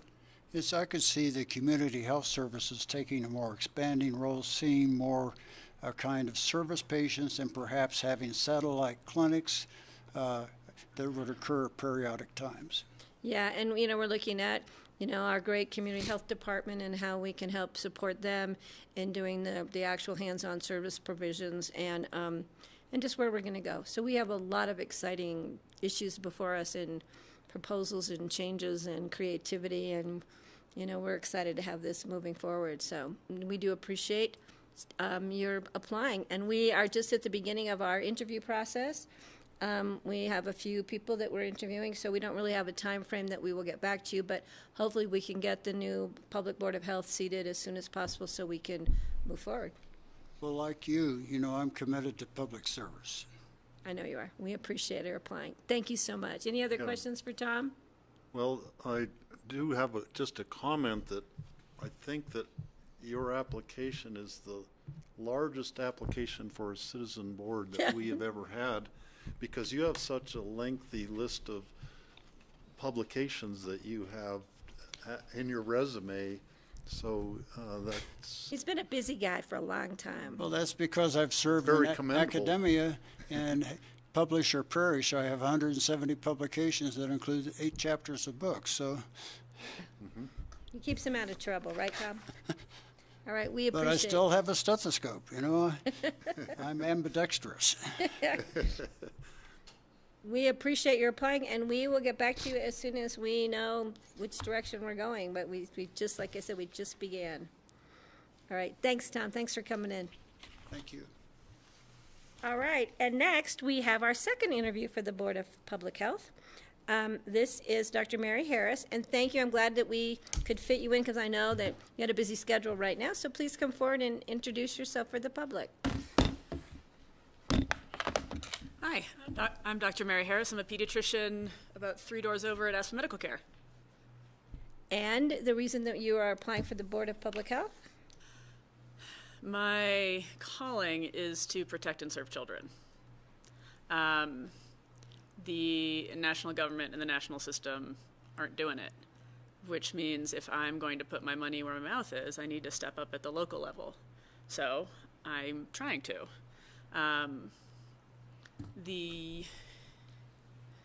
What I'm seeing in clinic are a bunch of people making terrifying choices that are putting them in incredibly difficult spots. Patients who are electing to go into sort of disaster healthcare plans and cost-sharing plans and rolling the dice that their kid does not get tragically sick, and some of them are losing with disastrous consequences. I shouldn't have to force a parent to choose between vaccinating their child and paying the rent. It makes me crazy. And that's a failure. I'm paraphrasing a quote poorly, but pediatricians see the failures of society, and we get to clean up the trash.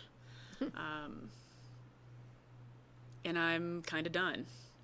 So if what I need to do to try to prevent that and to fix that is get involved, I'll get involved. So we appreciate your applying, and I know how busy your schedule is, so I'm going to ask this question that we usually ask is, will you be able to fulfill the position with the time frame and being able to schedule? And we try and give as much heads-up notice as possible for meetings, so we'll work out with you. That's really the key. Yeah. I work 4 days a week. I also have 2 kids, but I work 4 days a week, and I can manipulate and maneuver those days as needed, provided I have advance warning. So that's really the key for me, is giving me the ability to plan. What would be nice for you is that our new meeting space will be right over here in this new building, which moves you even closer. Yes. So, George or Steve, do you have questions? George, please. Quick comment. Texas again. Oh, yeah. So Tom, both are the Texas. That's just sort of a quick comment, but my question is, so as we heard from Tom, and I appreciate the different backgrounds that at least Tom and you are bringing. Tom, my sense is interest in opioids, interest in environmental issues, concerns, and yours is dealing more with children, which is a whole nother facet of our community. And you talked about, as Tom did, about the importance of vaccinations, and as a resort community, the impact we see with all of our guests coming in. Is that an issue that you've noticed as well? Yeah, absolutely. Measles is coming. Don't know when. Measles is coming. Coming back. We're going to be the pocket that infects rest of rural Colorado, because they're going to get it in New York City, fly here for the X game, run around with all of our local kids, because the kindergartens and the preschool all have a day at the X game, and then they're going to come home, and the unvaccinated kids in our community will then give it to the rest of us. Measles is coming. There's a group of folks who choose not to vaccinate, and that's sort of one education, public health issue. There's a subset of folks who are the mid-valley, down-valley folks in Pitkin County, like the folks I see in my basalt office, the folks who are my neighbors, because I live in unincorporated Pitkin County. They're the folks who can't afford to get their vaccines through us because they're in one of these sort of cost-sharing things, so they're relying upon the public health department, but their opening hours are when the parents are working, so how does that work out? So that's another subset of problematic folks. And then there's the tourists who are their own subset. Their own subset of crazy. Tourists are great. But, the folks who bring their unvaccinated kids and or sick kids to large events and then bring it in our community, it's a problem. Right, and the fact they come from all over the world. Yeah. So we never quite know what's coming and going. Yeah, so it doesn't matter that we're at the end of a blind valley. We're going to get, whatever terrible thing happens next in the world of infectious disease, we're going to be the vector into the rest of rural Colorado. And we kind of need to be ready for that, whatever that looks like. Right, thank you. Steve. So same question that I asked Tom. What do you see as maybe the 5 main public health issues for Pitkin County? And I totally cheated, because as soon as you asked that, I wrote myself a list. Vaccines. That's one of the benefits of coming early. Vaccines, which I feel like I've sort of already covered. Access to health care, especially for those in sort of the down valley, mid valley, kind of unincorporated Pitkin County area, where it might be difficult to get to an Aspen location if their work and their life is sort of in the mid valley.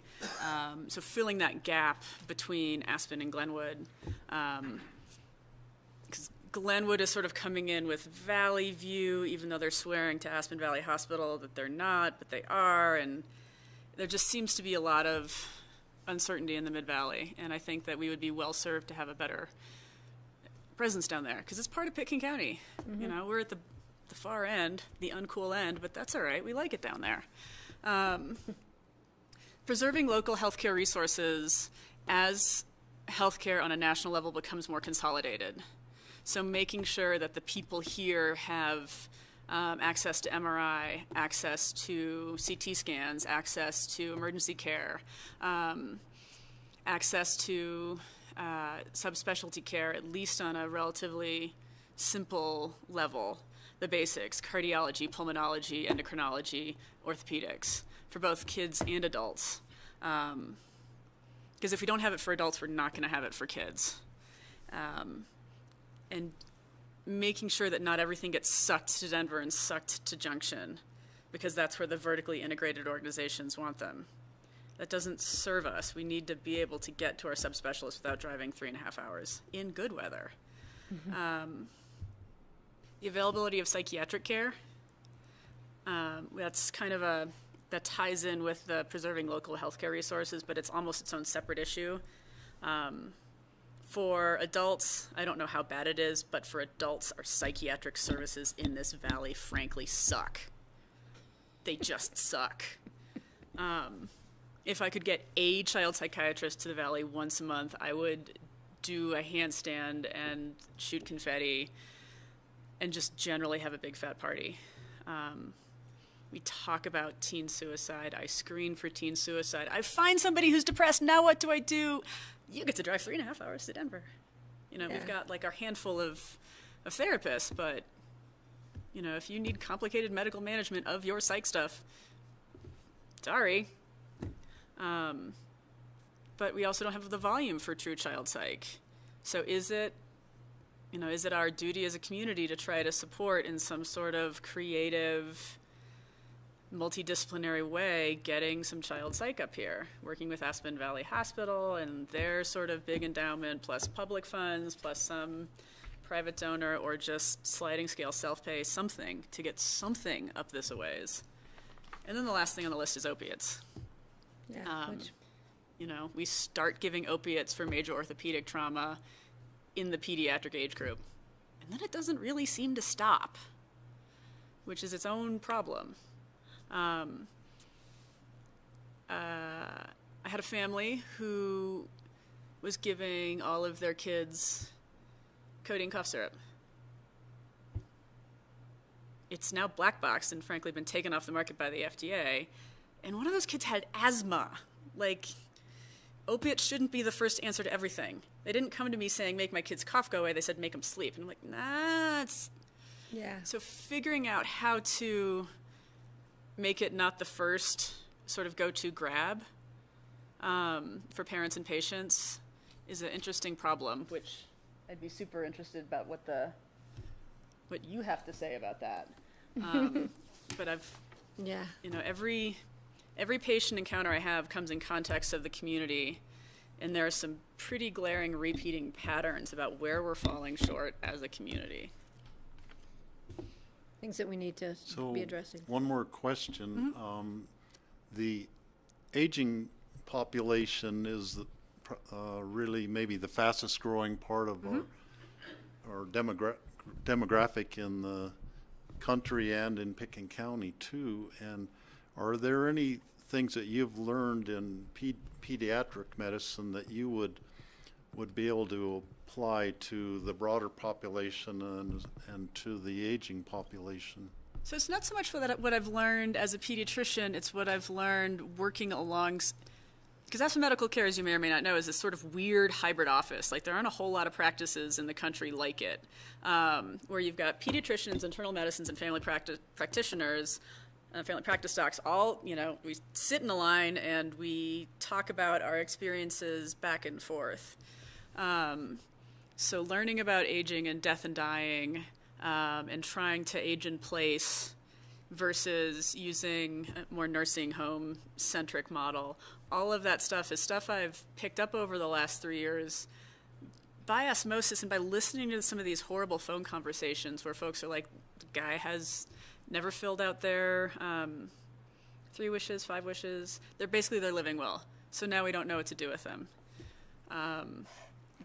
How to provide home health care, what's reimbursed, what's not. The fact that in order to get home oxygen, you can't use the diagnosis that means low oxygen to get it paid for. Like, some of that's bigger system issues than what's addressed at a county level. But using the same tools in pediatrics and adults for the sick is a pretty universal sort of thing. Kindness, compassion, keep them where they are. Don't rip them up and send them to some place where they don't know where they are. Educate, educate, educate, anticipate. So it's, you know, that's not the greatest answer, but at the same time, I am a pediatrician. Like, I'm here for the kids. I will bend my brain towards adult and geriatric problems, absolutely, but you know, if I really cared about adults, I would have been an adult doctor. It pays a lot more money. So again, we, as you heard us tell Tom, this is just opening up the door for our applications for this board, so we don't really have any time frame as of yet. We're still advertising, I believe. So as soon as figure out our appointments. We also have representatives we need from the elected boards that we haven't really determined yet. And so this is a whole new process for us, but we will get back to you as soon as possible. And so we can try and figure out schedules and meetings and how we're going to move forward. And we really do appreciate your taking the time to come across the grass and visit us. And it's actually my day off, so. Oh, well, thank you even more for coming in. We really do appreciate it. Have a good afternoon, guys. Thank you so much. We appreciate it. Okay, we have, we're running up behind, but we have a prep for the joint meeting with the City of Aspen on April 17th. Just so the board knows, the 2 topics for that meeting are going to be talking to the city about their top 10 goals, 2 of them, regionalism and people. We are not having PowerPoints. We're not having staff presentations. It's just going to be a discussion on what we can do to work collaboratively on issues of regionalism.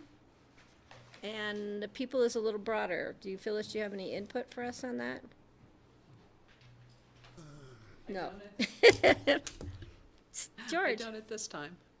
You know, I'll throw out another idea as well, because, well, I think, based on your comments earlier, I think we should talk about wildfire and talk about. We could bring that in under regionalism and people. Yeah, I think we need to have something a little substantial conversation. Otherwise, otherwise it's a loss. It's a missed opportunity to have a fruitful discussion with City Council, just in terms of talking about some of their top 10 goals. Well, I think the purpose, for at least for me, in setting up the meeting with Steve Barwick and Steve Skadron and John Peacock and I, was to try and really create some relationship building. So when we have our meetings, they are more productive. But I think the timing of this might be right for us to bring into the discussion the issues of wildfire and public awareness and public safety, because it's kicking off the season. So the timing might be right to bring that into the discussion, George, I think. Yeah, I just think it's very rare that we get together, and we should use that opportunity to address some pressing issues, and make it a substantial conversation. Great. Well, when John Peacock gets back, I can pick his brain and see how he thinks we can weave that in without doing the PowerPoint staff presentation, because we're really trying to not do that. But let's see what we can do. I'll talk with John. You know, I think, frankly, when we did a joint meeting with Town of Snowmass Village dinner, we had some staff presentations, and we had a very good conversation afterwards. So I would not negate that versus just having a well, I think the reason we did it was because the last time we had a meeting with City Council and we had staff presentations, we never got the opportunity to talk. Well, so we're trying to avoid that. Well, that's just how you orchestrate the meeting, that's all. Yeah. Well, so, yeah, we're trying to not replicate that meeting. So let me see what I can come up with John Peacock as to how we can best present that issue. And it might have to be something with Valerie McDonald there, or somebody from the public safety. Yeah. Yeah. Steve, did you have any thoughts? Well, just thinking about the sort of the big rock issues where we've had friction over the years between us and the city of Aspen, and hopefully we'd be able to have some open dialogue about some of them. One would be the problems revolving around APSHA. APSHA, we have a whole separate meeting planned for the next meeting once, Okay. because that information is not ripe yet for this discussion. Okay. But I think just part of the regionalism and how we can be more collaborative with the city. So we're working on a lot of these regional issues or people issues, which means the Healthy Community Fund and their issues, the city's issues about how to fund that and their arts, and our responsibilities that the city feels for us to fund human health services issues will be part of the discussion.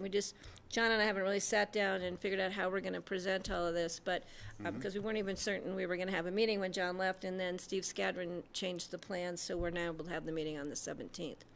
So, yeah, so we will try and bring that into the conversation, so make sure that John Peacock and you and me sit down and figure out how to present And this. several other big rock issues would be the entrance to Aspen. We're not talking about that at this meeting. Wildfire. Like George said. Point you brought up, what if we get a fire like hit Glenwood Springs, the coal seam fire? Yeah, we need to, and George is right, we need to figure that one out. What are we going to do here in this community if that happens? Yep. Now, since the public health stuff is fresh on our minds, I think maybe a lot of the city council maybe isn't aware really of what the Board of Health does and the different issues we talk about. We could bring that in under the people section. That could be something that just to bring them up to speed. Yeah, that could be discussed under the people section. That's perfect. Yeah. Those are some good ideas. Looking at this winter when so many people were sick with different viruses, not just influenza, but different things have been going on. And it affects the county and the city and the tourists and everybody. It has such a huge impact on our whole economy and society that I think we should talk about that more. That can be part of the public health discussion when we bring that up as to how we're going to be looking at those issues in the future when we have a seated, active public health board. Yeah. Anything else? We'll have to see. We'll have to see if Rachel or Greg have any ideas when they get back too. But I think that gives us a good start. We'll have to see if the city comes up with any specifics also. I don't know if they're actually going to have a discussion among city council. All right, we good on that? So now we're going to do a review of future agendas. Did you have anything specific? The only thing I had was the summary document I gave you of the citizen board interviews that have been scheduled that Charlotte created. So you have a snapshot view of when you're interviewing, what individuals at this point and on what dates and how they come together. Open Space and Trails, District 3, there are no other applicants. Patty and I talked about waiting for the full board to make those decisions. So when we have the next full board, we'll give you a status report again, let you know if there's other applicants. I think District 4 we have 2 scheduled to be interviewed, so you'd want to complete those. And then you have 2 that are on this list that there's a resolution to appoint. Thank you, Steve, for pointing out our resolution to include those names. So we have that correct. So can you put it on if we can for next Tuesday? I think we have a full board. And because I'd like to get this District 3 seat filled on Open Space and Trails. Yeah, as soon as possible, because we really need to have that full board moving forward. Okay. All right. That's the only thing I had. I noticed that on our future agendas, I did not see, maybe I just missed it, the April 16th special meeting for Celestial. It's a Monday meeting from 9 to 1 with a working lunch, and I didn't see that on here. No, it's not. I didn't see it either. Yeah, so we need to make sure that that gets put on April 16th. So that's a Monday, you said? It's 9 to 1. The other thing, Steve, Charlotte requested an RSVP for the CC4 LMNOP meeting, whatever that one is. C4CA. And I said you would be there for the entire meeting because you're on the board, you're on the part of the organization, so you'd be there the whole time. Whereas George and I and Greg, and I don't know about Rachel, will be there at 12:30 for the training. Is that correct? Okay. And then I want the board a heads up on the ACRA on Wednesday, April the 11th. You can get there at 7:45 in the morning to 9:30. It's the ACRA breakfast. It's at the Aspen Meadows. It's their annual breakfast. They used to do it with the city as a community breakfast, but the city bailed out on it this year, so it's just ACRA.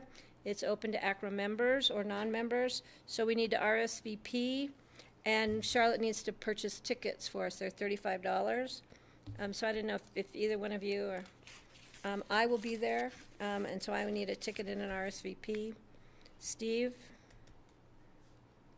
I think that's an off day for us, isn't it? It's on a Wednesday. Yeah, I think it's an off day. When does it start, Patty?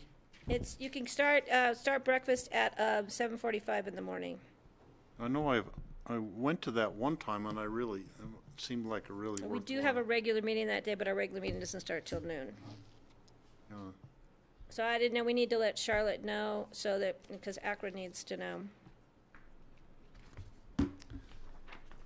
I will be there, and we need to check with Greg and Rachel too, but Steve, are you gonna plan, or you want to get back to Charlotte? I'd like to try to go to that. I do have a RAC meeting starting at 10, a phone meeting. You can, yeah, this will be done at If 9:30. that's done by 10, then I'd be able to make It's that work. done at 9:30, or you can always That's leave April 11th, right? April 11th, Yeah. Wednesday. So Steve, I can confirm with Charlotte for you. Okay. If you're gonna. If you could do that, Yep. please. Yeah, that would be great. And those are the only things I had on future agendas as of now. Did either one of you have any additions or questions or? Okay. So now it is 3:02. We're back on schedule. We get to take a 15-minute break. Perfect. All right, Grassroots, we'll be back in 15. Thank you.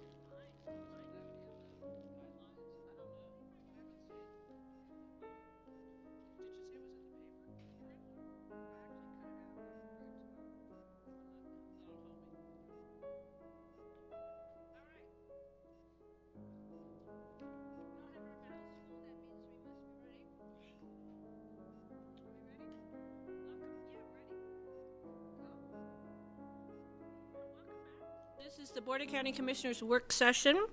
Today is Tuesday, March 27th. And next on our agenda is an update on our new buildings, the Administration and Sheriff's Office, the ambulance building. So would you please introduce yourself to the public, sir? Thank you, Chair and Commissioners. Rich Eaglehart, COO with Pickett County. And with spring break and starting out, you get me today. Gabe is unable to make it. And I believe Chandler is at home in Vail because his wife is out. So I'll do your update for you today. So no tough questions, all right? All right, here we go.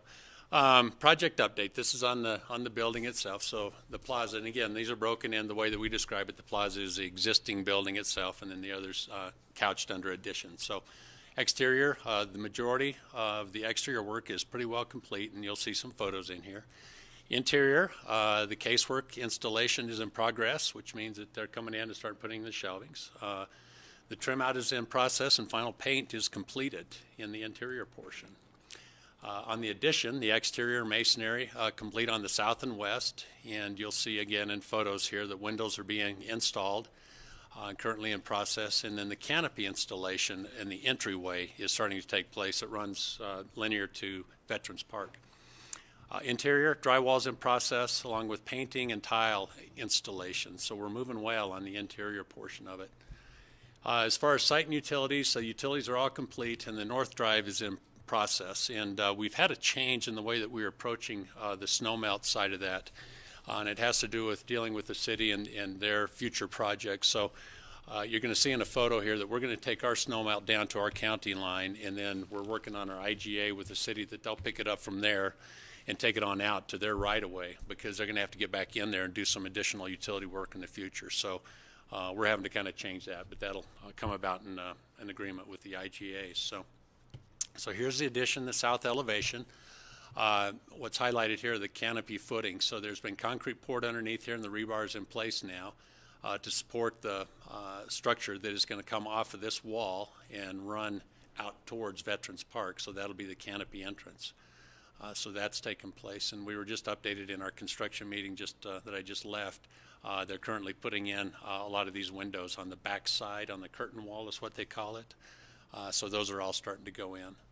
You can see that we've done some excavation around the memorial area itself, and we went out and reassured the fact that, again, if they get too close, there are some metals and some memorabilia that is underneath there, and they weren't any place or anywhere close to those, so we wanted to double check that. So, but it's all coming along.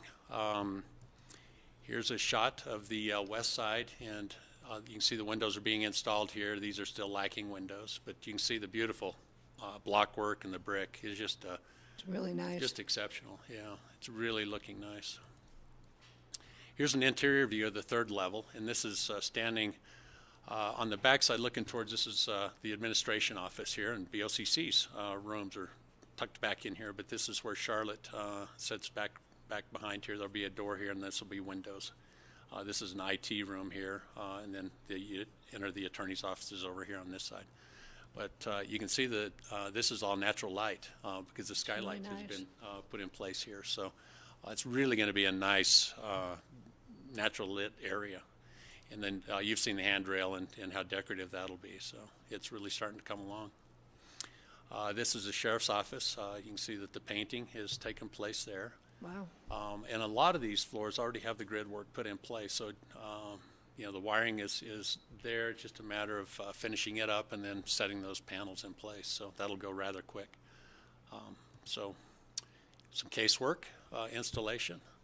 As you can see, they've started to install the cabinetry. This is a block wall, so they had to mount those to that block wall. But this is one of those areas where we had an existing column that we had to try to work around. So you can see we always have existing columns. Additions are additions, aren't they? Yeah.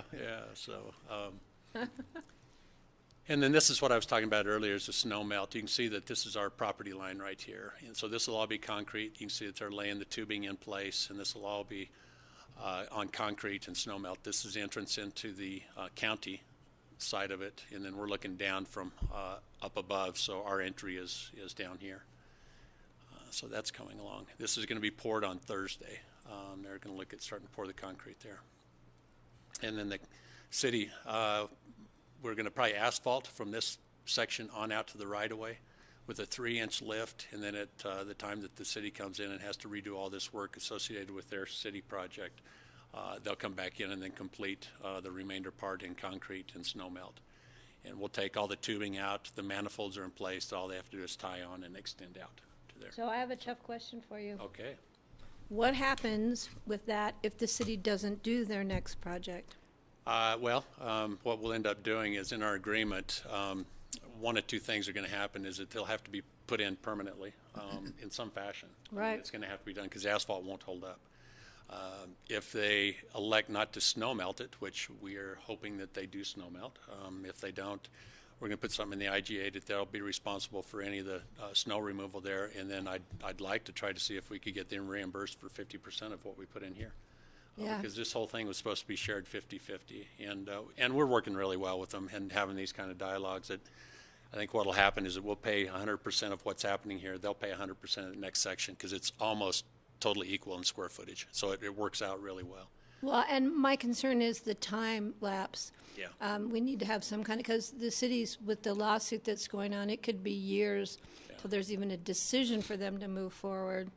Yeah. And I think we need to, yeah, and we'll talk with Jack and That'd be kind of great. see what utility work they may have to. They may still go in and just do some utility work and then get out of there and get that finished up anyway. So that would be great. okay, that was a good question. Let's talk plaques real quick. We are getting to the stage of plaques, and here's a sample that POS had sent us here on the left-hand side of a plaque, and this is what they're kind of recommending it to kind of look like, just visually, is a darker with a brass around it. Here's a couple of plaques that you probably are familiar with. I'm familiar with. Yes, this is the one that was out at the AOC that was put in place. Kind of a smaller plaque, done a little differently. But one of the things I wanted to kind of run by you all today is that this is kind of a mock-up of what is going to be put into the library. Eventually, I guess, they were, according to Kathy, said they're waiting on a couple of things to be able to go ahead and get this one put in place. But this is what was settled on for that plaque. And so I'm assuming we're going to kind of use the same approach, that we'll have an addition and renovation. As you can see, this was an addition and a renovation project. We'll have the dedication date. It's shown over here. And the BOCC, I guess this is a question to you all. Do you list just current members, or do you list current and past? Because these are multi-year projects. So. We just do current members at the time of the opening. That's what we did at the AOC. That's what we did at the library mezzanine. Okay. And also with the library. Okay. Because in some projects you could have a plaque that was 45 names long. Yeah. I just, and again, this is just my unfamiliarity of kind of the board's process of how you like to do that. So, so it'd just be current members at the time of the opening. Then we'll have, we'll list staff. I'd like to see about including the visioning team and the project team. They've been working on this as well to try to consult us all the way through. Kind of like we have at the bottom of kind of, yeah. Either in this section or somewhere. There's going to be enough room to be able to do that. We have our consultants. There's just a couple, and then the contractor and architect. So it would follow similar to back this. to the library one and the AOC one. Okay. Because we've put shared vice chair, but I don't know if we did that on the upper library. I think we did that on the one that's in the mezzanine for the library too. Yeah, I think normally plaques do have the chair and vice chair. Yeah, and you know, that I think the one at the AOC is protected. It's inside the building. Right. This one will be outside the building. I think the location we're looking at is in the foyer area. I like the look of that this one. Yeah. Mm-hmm. I don't know what the rest of the board thinks, but yeah, if we go an exterior location, and I'm sorry, I don't know that we've identified yet where it's going to go, but if we do an exterior, I'd suggest that we follow POS's suggestion of something that's totally brass. Yeah. It's weather proof. If we do something on the interior mezzanine or foyer area, we have a little more flexibility. We do. Yeah, we could maybe do something with a little beetle kill. You know, that seems to be the theme. That's kind of it. Kind of would carry through to our meeting room. Yeah. So. Yeah, whatever works out, whatever you come up with. All right. Well, thank you for that direction. I don't know. Did you two have any input onto that? No. You guys good with that? A couple other quick things, and I just want to, before I get into the ambulance update, you know, the old fence, the wrought iron fence that was taken down that has a spiked in front of the section veterans? in front of Veterans Park. We took all that down, and it is in really pretty sad shape, and it's going to be a challenge trying to get that repaired and look as new as the ballards that are going to be going in between them. We can certainly do it, but it may look kind of not quite pristine finish. We still have some of the fencing around the courthouse. There's a couple options. We can still do it, see what it looks like, and finish it out with that existing fence, or we can try to match it as closely as we could with just a new fence that would align with that. And I would like to see what we can bring back rather than put in new, because it's just part of the history and it's historic, kind of like the roses. Yeah, like the roses. And I know just sentiment-wise, I'm sure that's kind of where you're at, but I just, we're dealing with a company right now to see how well we can match that up and repair it. But it's going to look, it's not going to match because the ballards in between are going to be nice and new looking. So maybe we could have the beat up look on the ballards. On the ballards, yeah, go beat them around a little bit. Beat up the ballards. Yeah, yeah. George, what do you think? Yeah, I would, use what we can. Okay. Yeah. All right. I think, the city historic preservation officer is very clear when it comes to people replacing their fences around historic, that the best option is to replace it what came off rather than try and mimic. So, yeah, I'd like to see an effort made. Okay. Well, and we'll still head down that path. And then the last thing I did want to mention is that whenever we change over to the new building, we're selecting the date for the cutover from this building or from your meetings being here at the end of July and the first part of August. And the reason being is that we've got that 5th week in July. We don't have to worry about canceling a meeting or anything. So it's my birthday, though. Well, that would be perfect. If that's okay, we'll probably, hopefully, we'll be in the building and getting operated. So we won't be fully moved over there yet with the BOCC until that point in time. Which means we'd have to be careful what kind of birthday cake you order so we don't get frosting all over the new carpet. That's right. That's right.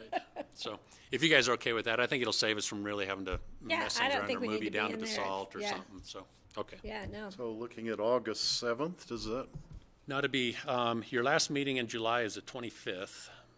And so we would look at going from the 26th through the 6th. For us making our switch over. So then in August, whenever you come back in, your first meeting in August would be in the new building. It's the 7th. Yeah, yeah. I'm going to put it on my calendar so it'll happen. Okay. Good, thank you. Hold us to it. I'll be out of town probably that week. That's usually when I go to Southern Cal. Yeah, and that's our understanding too. That's kind of on those 5th weeks you all like to kind of take a little time. So we'll be making the move for you. Okay? Ambulance update, just quickly, a couple of key dates. March 14th, John and Gabe met with the Meadowwood HOA. I was out of town that week, but I understand the HOA had asked for a presence at a meeting, and they met with them, and from what I understand, went real well, resolved some of their, just their ideas, thoughts, any concerns that some may have. We met on the 21st with the City of Aspen staff and their service providers to start kicking off our land use application. Review that. We got the input for that. And then we also that evening met with ABSHA. And the result of that is they went ahead and made the same recommendation they did on this administration building, is that they're waiving our housing mitigation requirements and that we just do an audit every 5 and 10 years. So we appreciated that action. So that'll go as a recommendation to the planning and zoning. Upcoming dates, the next ones that we have is April 3rd. We have a site visit with P&Z and then also a presentation that evening. And then they'll make their recommendation to the City Council. We have a site visit on and first reading on April 19th, and then the second reading April 30th. April 9th. Or I'm sorry, 9th. April 9th, first reading, and then April 30th, we have the second reading in public hearing. Great, moving along. We are moving along. Yeah, it's starting to roll. So we've got some questions or comments that came out of our initial meeting that we're starting to work through now and try to get those resolved. And yeah, I was stopped by a constituent who apparently had been approached by the fire department again about the need for this building and how we should incorporate it into the fire district. So I was trying to explain the issues behind that. But have you heard anything more from anybody about that? No. I thought it was interesting that it was still coming out of the fire department that we should be relocating into the fire station. Yeah, no, I don't. I Okay. certainly haven't. I don't know if John's been Just didn't know if something new had come up that I had missed. Not that You I'm guys aware. haven't heard anything, have you? Yeah. Okay. They always find me on the street, don't they? Doesn't surprise me, though. Yeah. No. That they find me or that they're discussing it? Both. Both. So with that, any questions you have? Any other questions or? Good job. It's really fun to see the building when the plastic starts to come down. It's beautiful. Yeah, it is. And I said to the people at the chamber meeting this morning, asked when the plan was for us to move in, and I asked people if they had stopped, they can stand in front of the Catholic Church and look across the street. They're like, really? And so I told them, I said, well, if you're walking by, make a point or walk a little further, out of your way and go take a look at it and let me know what you think. So It's a beautiful building. it really is. And the visual from coming from Rio Grande Park is so minimal. And, you guys did a great job of handling it all. I'm really excited to be in there and have the public see what a great job and what a beautiful building it is. Great. And I noticed the tree was down today. Yeah, in fact, I was going to mention, Steve, I'm not sure if you got my email regarding, we did save a chunk of that trunk. Now, is that sitting over there? No, it's at the yard for the tree service. So they've got it in their yard. I haven't had a chance to talk to my friend yet. Okay, great. Yeah, that was great. Thank you for doing that. Yeah, you bet. It was a tough thing to do, to take the tree out. It was absolutely our last I resort. went by but- today and it was like, oh God, the sun was shining on that side of the courthouse. I'm thinking, those people there are getting some daylight. Yeah, they are. But, we are going to replace it with Yeah, another I know, rather we're large working on tree, that. so it'll be good. Right. Okay, thank you, Board. Okay, thank you very much. You bet, thank you. All right, and since I don't see our sweet Kara, I'm assuming that you are. That would be me. You're going to be you. And Kara sent me the update. So I'm going to start with the one that just came across that Senator Donovan introduced a House Bill 1312 on net neutrality. And looking for the board's support for this one. CCI has not yet taken a position. It was just introduced. It's set for committee on April 11th, so we're just seeing it now. We need to do a letter of support, I think. We've always been supportive of net neutrality. We already have letters drafted to our congressional delegation. So I'm sure Kara's got something in the queue, and this particular one would disqualify an internet service provider from receiving any funds from the high-cost support mechanism or other funds to finance broadband deployment if the internet provider engages in practices that would interfere with open internet. Perfect. So if the board give it up supports that, to we'll have... let the providers choose which way they want to go. Yeah. Does it give co-sponsors on what you have there? It does not tell me. Let's see if Nate gave me the link. It looked like Harry Donovan and two others, but he didn't list. Blah, blah, blah. I know she's been Harry running Leslie, Herod, and Chris Hansen, representatives, are the prime sponsors. What was the first one you said? Leslie, Herod, Herod. I'm not A familiar woman? with that one. Both representatives. Because that's the whole key to getting anything through the legislature is the diversity of your sponsors. diverse sponsorship of both Republicans and Democrats in both houses.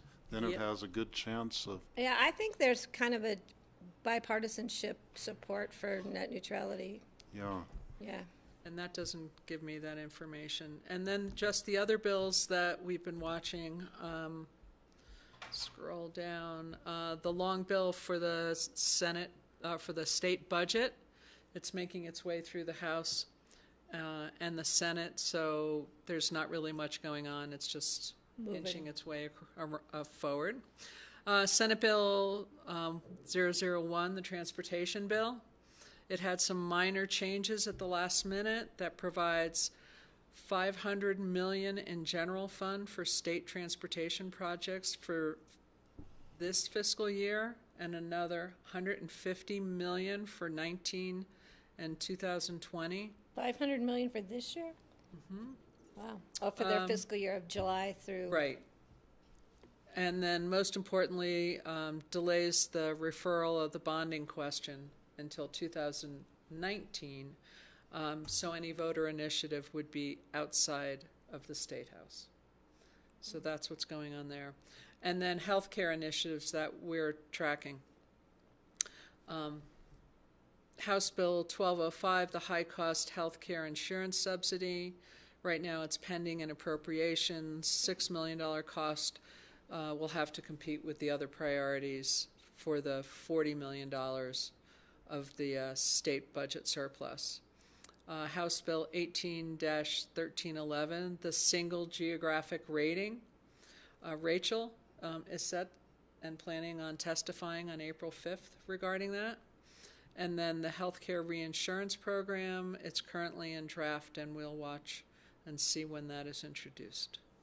So it's the healthcare focus, and then the budget and the transportation bill, and then the net neutrality, which then I will confirm with Kara that she can move ahead with a support from the board. And that's all. Okay. And the House is doing the long bill this week, and that's basically all they do for the whole week, and then the Senate does it next week. So everything else kind of grinds to a halt in the meantime, while in that House, while they're dealing with the long bill, because it's such intense negotiating and lobbying and all of that. Okay, well, it's been great. Alex is helping, our best and brightest intern, even just coming in one day a week, that's just great. tracking legislation, and so that helps Kara. There was an article in the recent NACO, the county news thing that you get from NACO about the benefit of interns. I'll make sure I save those. I'll bring it in so you guys can read it. Great. I don't know if you get that newsletter, I don't newspaper. get that. I used to. Yeah, I'll bring it in. I saved it for you. Okay. And that's legislative update. Okay. That's Open all. discussion. Do you have any items? I do. Just a first thing was when you're talking about the Acro breakfast, I understand that John is speaking at the Acro. He is, and so is John breakfast. Kinney. So, just FYI on that one. I'll let Rich and Ann, they have a ERP, our Enterprise Resource ERP planning software update. Just make sure you all reintroduce yourselves for the public. We shall do that.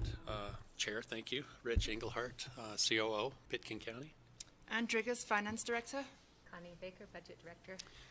I'm just going to quickly introduce this. Ann is going to kind of talk about specifics. So I brought the big guns here to bring this up with you all. Regarding kind of where we're at with the ERP and the need to backfill a position that we're currently experiencing. And the rationale behind coming, this isn't a budget issue. It's just an added headcount where we need to come to you and just let you know that that's kind of the process we're going through here. So I'm going to turn it over to Ann and let her talk about the specifics here. So we were before you about a month ago, I believe. Just to give you an update, we had at that point selected a final vendor that we were moving into contract negotiations with, and we are currently in that phase. Tomorrow we're actually meeting with our consultant Barry Dunn to help us with planning for the implementation, which, although we don't have a start date yet, is likely to be sometime in the mid to late summer timeframe. Also, in the finance department, there are a bunch of things going on. Nothing is ever static. One of our accountants, Daniela, is expecting a little baby, and she's shortly going to be going out on maternity leave. So we will need to be backfilling her position. So right now we have an opportunity with a temp employee that we've had working with us, helping us at the year end, to come on board to help backfill Daniela while she's off on her maternity leave for 3 months. And then as soon as Daniela comes back, segue into helping us with the implementation of the ERP. Part of our plan with the implementation is to have our permanent staff be very involved in designing the new system and actually implementing it, transferring data and so forth. And in order for them to be able to do that effectively, we need to backfill their positions, so have somebody to be doing some of their day-to-day work. And so that's what this person will be doing. We already have it fully budgeted within the ERP project. It's just a matter of increasing the headcount, which would be on a temporary basis. So there would be a term. It would be finished in July 31st, 2020. So that's the update. Definitely we need to, because I know that there's a lot of work that goes into when you change over in systems. It's not just a matter of plugging in machines. It's a matter of plugging in data and thought process. So, yeah. Does the board have any comments? Did you say, Ann, it goes, the person's contract goes to July 2020? Correct. That's when we think we will have the system finally fully implemented. That's a long process, isn't it? Yes. So, how's that work in terms of process? Because it's over such a long time span. Is there sort of redundancy as you're going through that, or? No, it's actually designed pretty well, because, and we're thankful that it's taking this length of time, because there are two sort of major parts of the system. One is the financial or the general ledger part of the system, which is the piece that records all of the transactions, and then there's the HR and the payroll piece, and they're almost as big as each other in terms of amount of work that goes in. We're not doing it all at the same time. We're going to do the financial piece first, and then the payroll and HR piece. So this, the backfill people will be backfilling the AP and the P card work, and some budget work and general accounting work in the first sort of 6 to 8, 10 months of implementation, and then once the financials is implemented, we will move into the payroll HR piece, and so they'll be able to help backfill on the HR and payroll side. So they'll be doing a lot of different things, but tomorrow we'll start really planning some of the implementation pieces, and until we actually have a signed contract and an agreement with the vendor, we won't really fully know how it looks. It's just at this point we have an opportunity to hire somebody that we know we'll need throughout. So. All right, thank you. Yeah. So from a table of organization point of view, you will see a change in the county table of organization. And we're using this model with the ERP, and it will also be used with the airport, that when there are projects that have such a magnitude, that an effective way of handling it is to bring on actually an employee with benefits, but for the term of the project. Right. And so you will see fluctuations in the table of organization going up during the project, and that may be a year or two, and then going down after the project is complete. Thank you for explaining. So just so that you're aware of that when you you see the table of organization. You know how I feel about those numbers, so I appreciate it. And as Ann mentioned, Ann will bring a more complete plan once the consultants and Ann and the team has worked through, so that we know just exactly what that will mean. This one employee is just the first step. Great. Right, there will be more. Thank you for giving us a heads up. Appreciate it. Any other questions, Steve? Did you have? Okay. Great. Thank you. Okay. Thanks. Okay, thanks. Do you have any other open discussion? I have two quick ones. The joint meeting with BOCC, we're waiting to hear from Ryan, the town manager, for the May 8th. Right now, the Whitewater Park has been requested as an item discussed from the attorney's office, but we're looking at that. And further discussion with that. Right. And then joint meeting with Open Space and Board of County Commissioners in Carbondale. So we have confirmed on June 26th to use the trustee chambers at the town of Carbondale. It's election day. June 26th is primary election day. We may need to. It's only available until 4 p.m., so depending on when you want that meeting. So we'll hold it and have a discussion about at least where.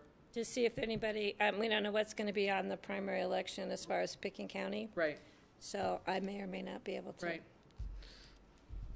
But What was the, we had that, I know we had that discussion last week or week before in terms of the content of those meetings down valley. So the content of this meeting, this joint meeting would be? As I understood it, it was, at that point, there would be something to share in the presentation of the final draft plan would be the presentation, and then it would go out for public comment and come back to us for a public listening session. Is what I think, George. Okay, because we were looking at the Carbondale facility because it could be filmed there, and we were looking at 3rd Street, and that is not possible for filming there. So we wanted something when the presentation's done that people could then watch on demand. And is that date a regular work session date for us? If it's election day, it's probably it should Tuesday. Must be a Tuesday. It is a Tuesday. Yeah, because I thought we talked about having that final draft presentation here, because it's a regular work session day. We may have other things on the agenda, and then we would follow up with meetings down valley for public comment. I thought. Yeah. Okay. So anyway, I mean, well, ask Gary if that. I don't really remember. I have to have clear that. That sounds right, but. Yeah. So you're talking about the big final here, and that's obviously easily recorded, and then for public comment, doing that in Carbondale. Right. Okay. Because we'll have other things on our agenda on a normal work session day anyway. Yeah. So let's. I'll get with. We'll get with Open Space and get with Charlotte. And then the date for public comments. All those meetings down there then should be in the evening because to accommodate people. Yep. Got it. Okay. I'm not sure if that was communicated clearly. And those are the only 2 things I have. George, did you have anything? Yeah, Phyllis, any update on the status of our TV stations? Oh, the dish? We are still working on ways to get those, either the Denver stations, our secondary, kind of what you were talking about, is also getting the main networks out of Grand Junction, but that requires getting additional equipment that we don't have right now, and going from, we can get from Grand Junction to Sunlight via the air. We have a line of sight there, so we can get Grand Junction fairly easily, which is why those stations are still on. We're still getting calls, and I must say the public is really understanding of what we're going through on trying to get this down. Any other way we figure out how to get those stations also will require agreements and legal hoops, I guess I would call them. Not an easily solved problem. To figure out how to do it. We're also in communication with our other sister translator systems, I would call them. There's a translator system in Cortez, the Southwest Colorado TV, and there's one in Gunnison. So we've all been talking together about this similar problem. Gunnison uses Dish Network, so they have a concern that they may get pulled. We're still trying to deal with Dish, but it's really an odd system that we're dealing with. So over the air is an easy way to be able to get them, and that's why Grassroots and CGTV are still available, because they go from their offices direct to Upper Red, and then the Grand Junction comes in. So we're working on them.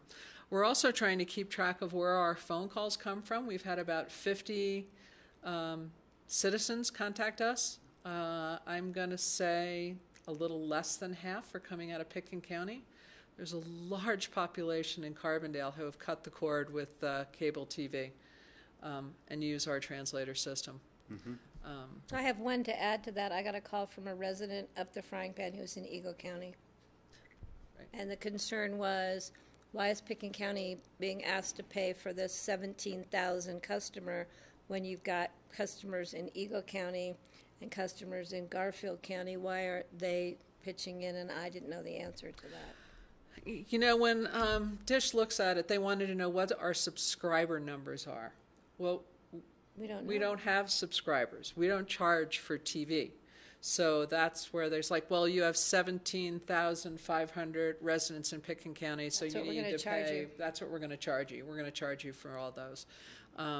So we haven't received anything but a notice from Dish saying our subscription was terminated. So until we get any other information. And the fee was in the hundreds of thousands of dollars? Well, you take that 17,000 people times Whatever $50 a month, 12 months a year, and you come up with. Yeah. So there's no other vendors for us to look at, providers? That's what we're looking at, I thought. That's what we're looking at, and our long-range plan, Comcast also serves Gunnison, and they do that with you have an agreement for specific channels that you're going to broadcast, and that's what Gunnison was able to do. We can't do that yet until we get our full system rebuilt, so that's we're trying to find something in between. Once we get built, our plan has always been to move to Comcast, which is what other systems use.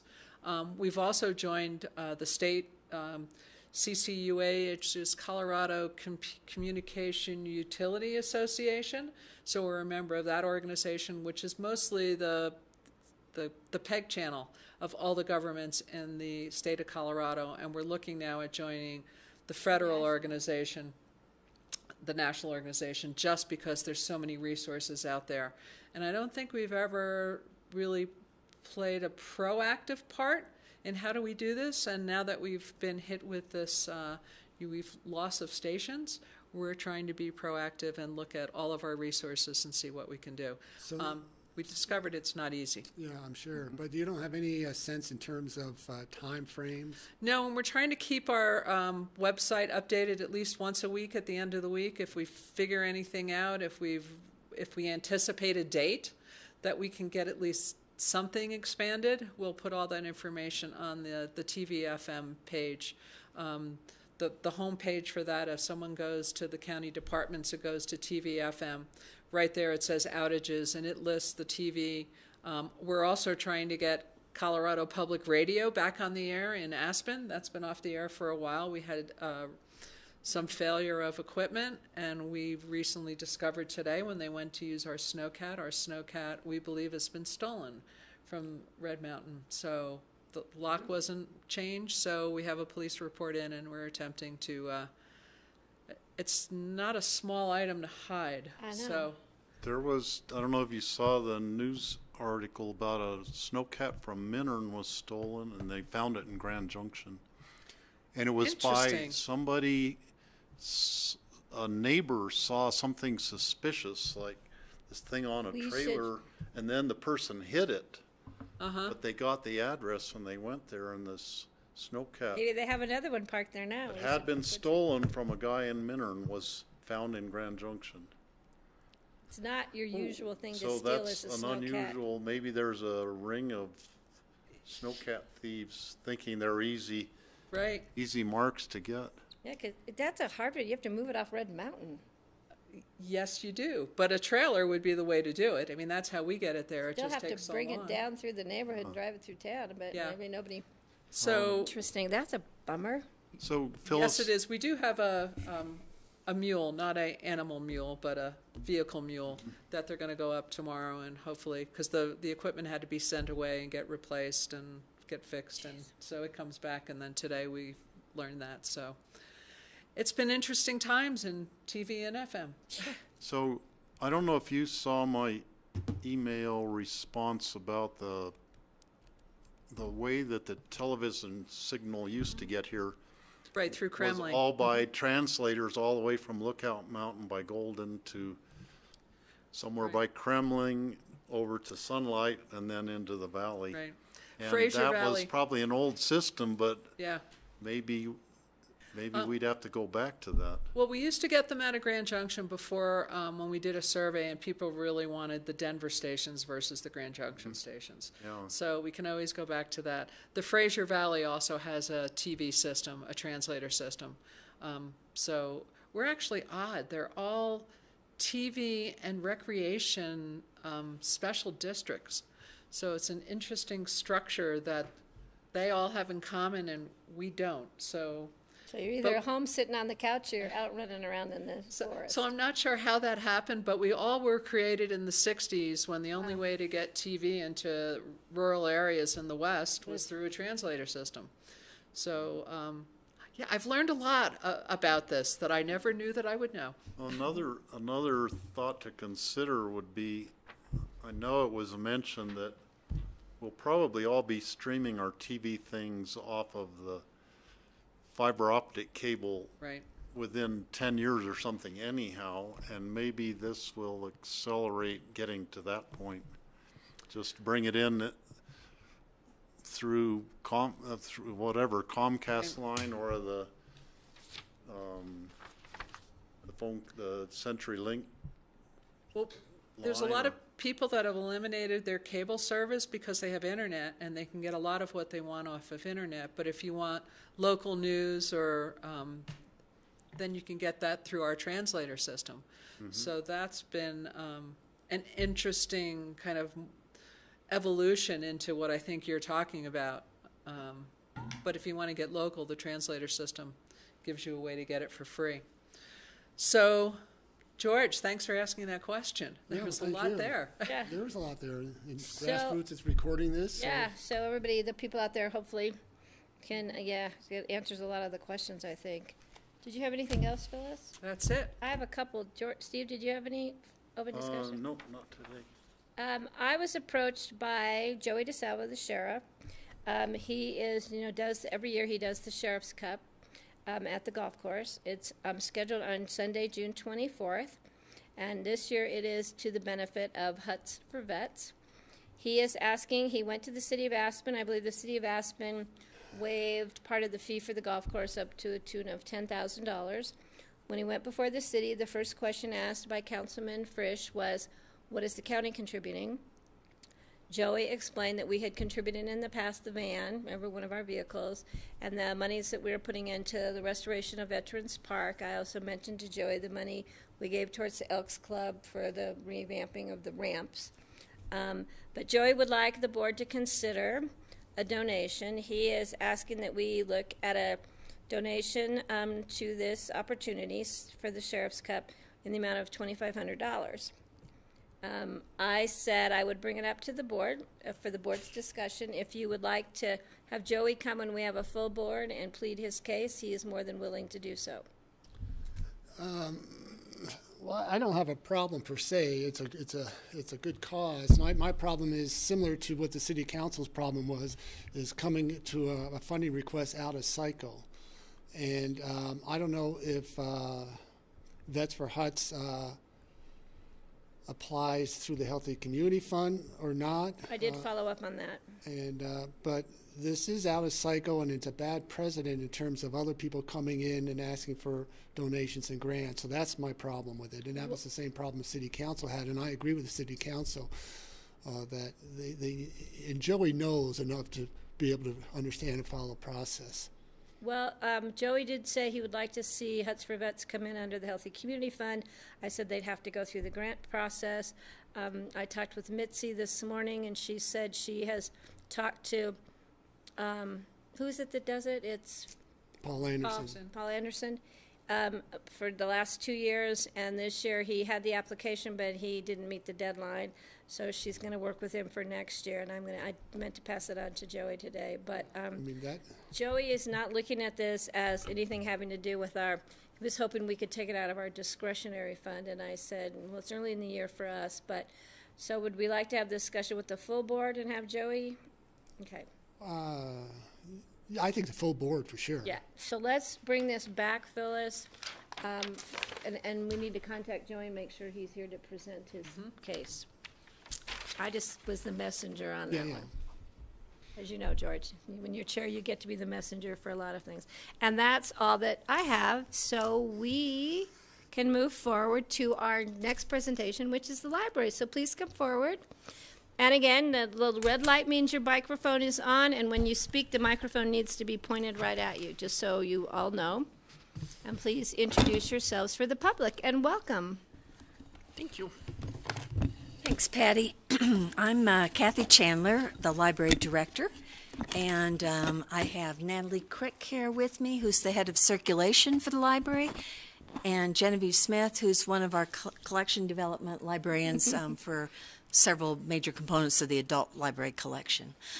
So one of the pieces of information we wanted to share with you in our update was some of the sort of exciting to us numbers that we have from looking at our energy consumption bills, comparing the year 2014 with 2017. As you'll recall, we did a lot of work on the building when we did the renovation to try to increase the energy efficiency, and we added a lot of insulation. We put new skylights in because the old skylights were becoming really opaque with age. We put in all new LED lighting fixtures with lighting control systems. The first thing we did when we started the project was to replace the flat roof, and then we ended the project with replacing the slanted portions of the roof, and along with that, the insulation value was increased. The ceiling tiles were new, which also helped with insulation. A lot of work was done on the chiller and HVAC systems to make those more energy efficient, and not having to do with energy consumption, but we also did a lot of work on the rainwater filtration so that rain hitting the building was filtered through bioswales or through a settlement tank before that water went back into the Roaring Fork. So that was the work that we did, and we are now reaping some of the rewards from that. 2014 was the last year that we were in the building for an entire year until, again, in 2017. In 2015 and 16, for the last half of 15, first half of 16, we were down in the old powerhouse. So when we got the budget numbers back, as they start to close the books out from 2017, we realized that we had a 41% decrease in our gas bill and a 23% decrease in our electric bill, in spite of the fact that the square footage of the building had increased by 23%. Yeah, I think that's great. How much of this was came from the core grant? What did the core grant cover on this? You know, that really just went into the pot, and we told them the different things that we were going to be working on, so there wasn't any specific thing that was earmarked to be used with the core money. But it was a substantial grant that allowed you to optimize all these energy savings. Yes, and I apologize, I don't have the exact figure in my head. I know it was well over $100,000 that they put into the project. Like the LED lighting and the insulation and those things. Yeah. So that's great. That's great news. Yeah. No, that's awesome. That's the kind of numbers we were like hoping that you would see. And just as a follow-up, I mean that's coincidentally, CORE has they're taking applications for their true grants for this coming year, and these are the things that CORE wants to see shown in terms of really substantial savings in terms of using those dollars, those grant dollars. So this is a great example of being able to utilize the CORE grants, and certainly for a large institutional type of building, and see substantial energy savings. Yeah, so we should make sure this gets passed on to Mona. Oh, Mona knows. Then another thing that we wanted to update you on is succession planning here at the library. This is just a chart of staff positions, and we've been talking to employees about what their plans are for the future, and we have 8 employees who are currently between the ages of 65 and 69. We've got 1 employee who's over 70, and so we do know that within the next 6 years, at least 9 people will retire. We do have 1 person who's leaving now, who's going to relocate and resigned because of the cost of living versus the wages. And there are 2 more people who confidentially said that they are also looking at that, which would X out 2 more boxes here in our family tree. So the way the library operates, we have 10 positions that are library assistants, and of those 10 library assistants, 3 of those people are set to retire within the next 6 years. Then we have we have 2 library computer specialists, this box and this box, and one of those people is going to resign. Kelly Benninger, who will be gone at the end of next week, is going to relocate hopefully to a university library in Pennsylvania. And the other person, Karen Haywood, is going to retire. She's been at the library for 20 years and has taken care of being kind of a computer liaison between our library and Marmot, where most of our library computer services originate. Kelly's been here for 6 years. She's the person who set up the library lab with the 3D printer, the sound booth, the green screen room, all of the computers and musical instruments that go along with that. So it has begun. And we are trying to make plans so that as the reins are passed over to the next generation, as they say, that things will go smoothly. What we want to do is, as much as possible, promote from within. So the 2 library computer specialists positions are being filled. We're moving up a person in each instance from folks that have been here on staff. And as we see these other positions open, we have everybody from this line up, those are master's degrees positions. And with the people that will be retiring, if they were all to leave tomorrow, that would be 245 years worth of library experience from this library building walking out the door. And there's more years than that of people who had worked in libraries before they came here. So what we want to do is we'll be talking with the Internal Services Committee to see if we can get permission to put another level of management right here, where we would appoint 2 people to be managers so that they could start doing job evaluations for people and get some supervisory experience. Because I'm the library director, I'm in the mix of people that would need to be leaving in the next 6 years, both assistant library directors, one of our reference librarians, and the music library manager will all be due to retire. So we're just trying to plan ahead, and with that, I wanted to introduce these 2 staff members. As I said, Natalie is in charge of circulation services for the library, and she's here to talk about her background and work that she has been doing for Common Sense for Colorado. And Genevieve will also tell you about her background and about the collection development that she does in terms of online resources. So, Natalie? So I was born and raised in Belgium, and I got my degree at the University of Brussels. It was a dual degree in engineering and in business. And I came to the United States in 1982 to get a master in computer science from the University of Denver.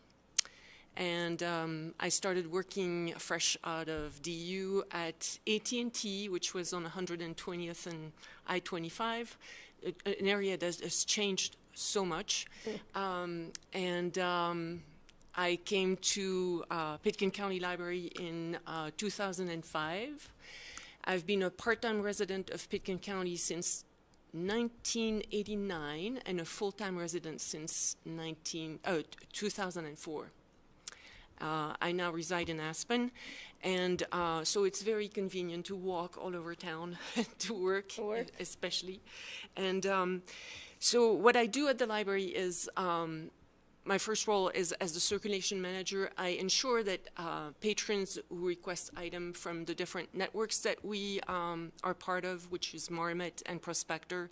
Marmot offers 1,400,000 volumes. And through Prospector, our patrons have access to 30 million items. So I troubleshoot. So if something is stuck, I call the courier, or I make sure that the item gets the attention it needs. I also take care of the maintenance and troubleshooting of the kiosks, or self-service checks, self-serve checks, checkouts. And also report to the collection developers, and I'm showing Genevieve because she's our fiction collection developer, and basically those reports help in collection development in finding out what is not circulating and what can be weeded, what circulates quite well and what doesn't, in terms of what to buy next. I also help Kathy compute all the statistics for the annual report. And I am in charge of the website in terms of its content and restructure if anything needs to be restructured. As well as the catalog, I have the administrative powers to change settings and make sure that everything is showing up correctly in the catalog. In 2015, after attending an American Library Association meeting in San Francisco, we had a meeting with FINRA, which stands for the Financial Industry Regulatory Authority. It's a mouthful, and I sometimes don't remember what it stands for, but they have collaborated with ALA and created this program to promote financial literacy in libraries. So I applied for a grant and got into this program where 12 libraries were chosen for their size and the fact that, you know, the cost of living is very expensive, very high in those areas, and that it would be good to increase the financial literacy in those communities. So it consists of 5 sessions that are online videos, and the 5 topics are goal settings and financial planning, common investment terms, tax-deferred savings vehicles, common investment types, and managing money in retirement. This program empowers people to take care of their finance because it shows them it's never too late and it's not too difficult to do it yourself. And as a spin-off, we created a financial book club that started in 2015, and in which we've read a lot of financial books, but also all the financial resources that are available through the library. And there are quite a few. We subscribe to Morningstar, to Value Line. We have RB Digital, which lets you stream magazines, and one of them is the Kiplinger Report. We also have Law Depot, which allows you to draw your own will at no cost. Lynda.com is a great resource if you want to get an education in finance. It has a great program for that. And Hoopla, which has a lot of great courses, including ones for that include financial information.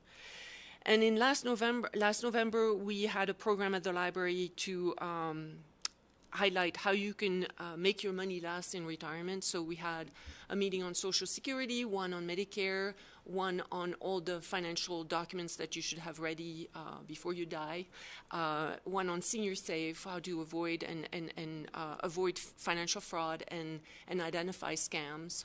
And this coming month, which is Financial Literacy Month, we're going to have a meeting on financial insurance instruments program, and we're going to have an insurance a person who owns his own his own insurance company, and he's coming with a financial planner to discuss who those products are meant for, who should stay away from them, what, you know, the fine prints that you should pay attention to. And I just want to finish by saying that I also sit on the Pitkin County Retirement Board, and I am a brand new Rotarian. Okay, so the question is, what don't you do? I don't do collection development. Let's see. She's going to. Hello, Patty and Hi. Phyllis and Steve and George. Thank you so much for having us. Kathy asked me to just, same as Natalie, talk a little bit about my background and then do some show and tell. So I'm just going to pull up the library website real fast, if I may.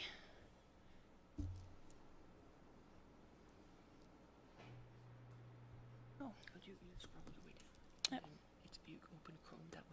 Perfect. Oh, it's already ready. Perfect. Good job. Okay. I am a long lifetime local of the Roaring Fork Valley. I grew up in Carbondale, graduated from Roaring Fork High School. I went to Colorado State and the University of Northern Colorado, where I got my degree in secondary education and English literature, which I used to teach at Basalt High School for a few years. I then moved on to work in an admin position for the town of Snowmass, and then I went back to school to get my master's in library and information science from Clarion University in Pennsylvania, which then led me to the library. So grateful. I'm a collection developer, so I am the Picken County version of Nathan, who works for Basalt Library, Steve's son. So as a collection developer, pardon me, I'm going to read from my notes because there's lots of detail here. I evaluate, I select, I purchase, I check the budget for, I do maintenance for, I do the weeding, I monitor all the high demand holds, I monitor purchase requests online, I keep series and text, so on and so forth for the print fiction collection, our book on CD and our playaway fiction collection, our e-content collection, Spanish collection, large print, foreign language, reference, and periodicals. So as far as collection maintenance and evaluation, that is one of my hats. That also means I work with a lot of vendors as the point of contact for Picken County Library, and I do all the weeding, which is making sure that we keep all the relevant, accurate, and circulating content, and everything else retires. I also am an administrator for our website, which is looking beautiful, I should say. And I make sure it's aesthetically pleasing. I make sure the links are working. I make sure that it makes sense to the public when they log in. I'm our staff trainer for all our new hires, which means that I'm making sure that all our services and materials and programs are administered consistently throughout the library staff.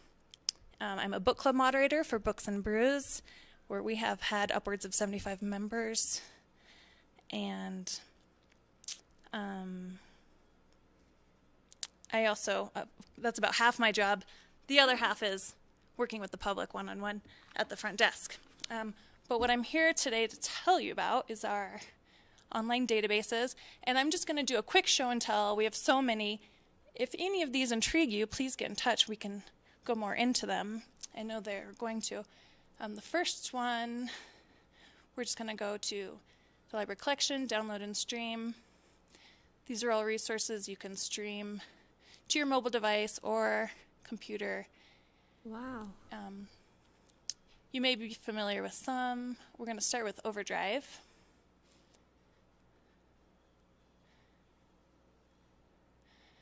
So this is a database where you can check out ebooks and audiobooks, as well as some music and some DVDs. I'm just going to do a quick run through. You do have to have your library card to access most of our online resources, which I'm sure all of you do.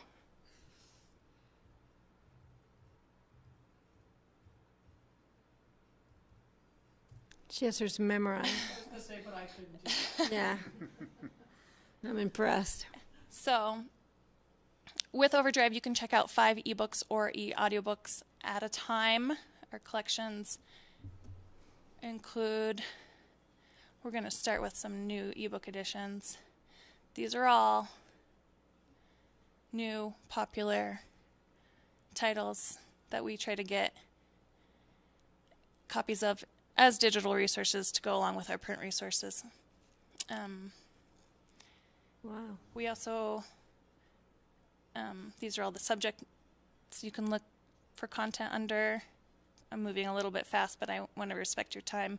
Collections, we have special kids collections for kids to download, and they can do this with their own library no card pictures. numbers. Yeah, we have picture books as well and another Love that database. one. Yeah. I've been into reading a lot of kids' books lately. Oh, I'm sure you have. If she's not chewing them, we're reading them. Our teen space. You know those days. Yeah. It always goes right. That's why we have board books, Patty, so they can chew on those. So Overdrive is very popular with our patrons.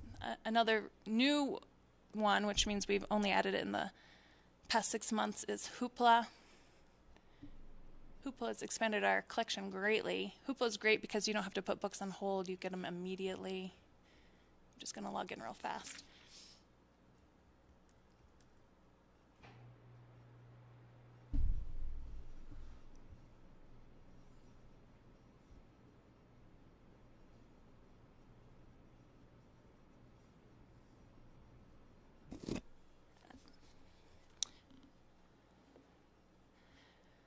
Okay, so Hoopla, you can have 6 checkouts a month. It's not just audiobooks and ebooks. It also includes movies, music, comics, and TV series. We will just do a quick demo of the audiobooks. This one's a good one. Pardon me. They are sorted by recommended, featured, popular, and then they have all these great categories. So what do? You download this then? Yeah, well, Hoopla you can download onto your portable device, or you can stream directly to your computer. And so you have access to hundreds of thousands of content items. So I could download a movie onto my iPad and take it on the airplane. Yep. And I can show you how to do that, Patty. You're gonna. It's pretty easy. I'll do it right now, have in to fact. be entertaining 2 children on an airplane. So if you went to movies, oh, fun. Oh, I'm missing out on a whole world here, aren't I? We'll go to recommended. Oh, my gosh. And, I don't know, School of Rock. There we go. You just borrow it and then play it. Wow. Right from your library's website. We could do this during a meeting, George, if we got really bored. We could, like, Yeah, watch movies on I the see big George screen. looking at his iPad over there. Look, on the big screen. Oh, my gosh. In addition to Hoopla, if you are interested in movies, we have Canopy, which is a movie streaming website that we just added last month. Neat. And it has lots of documentaries and educational resources in addition to independent film and attention even more. Yeah. On demand. Oh my God, I'm in trouble now. With Canopy, we have all the streaming rights to these movies, so wow, we can show any of these at any of our community events.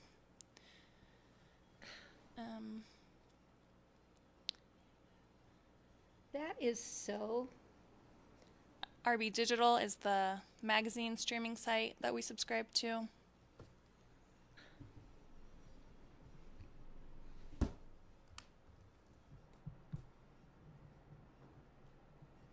Wow.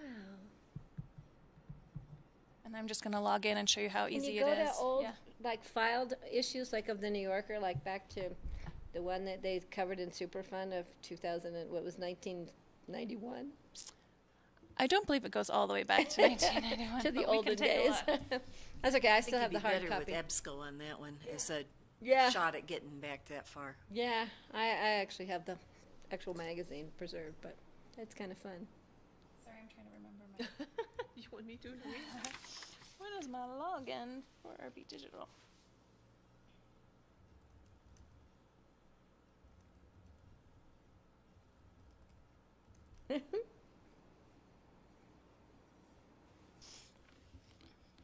So. Wow.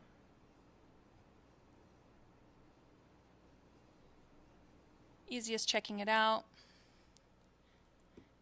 and then reading. And you can download this app on your iPad, your phone, whatever's convenient. Wow.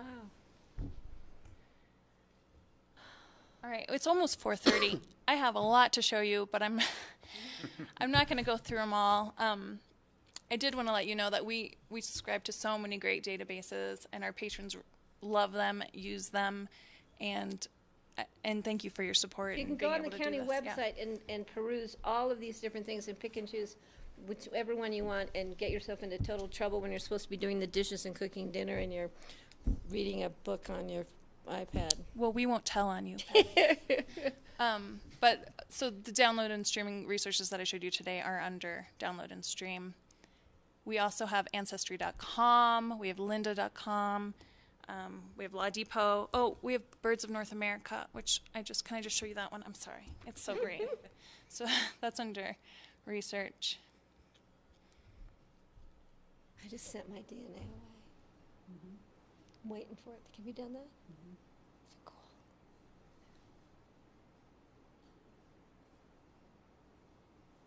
Oh, look at. So again, you log in with your library card number.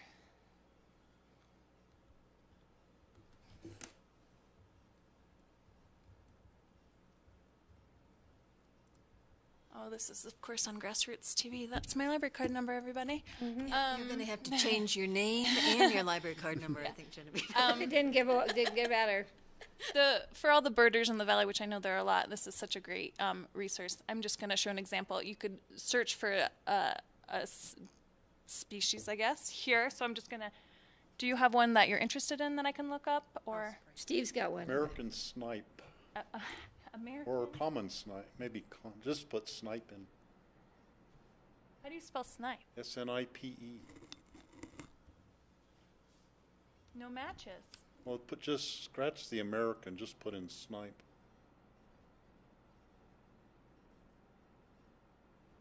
How about Wilson snipe? So. I have those around here. Oh, beautiful. Yeah. You do? Uh-huh. So it does show you a map of where they are commonly found. You Why do we could have read them about here? their appearance, We have a form of snipe. behavior, breeding, and so on. And then I think the most beautiful part is you can listen to their call. Mm-hmm.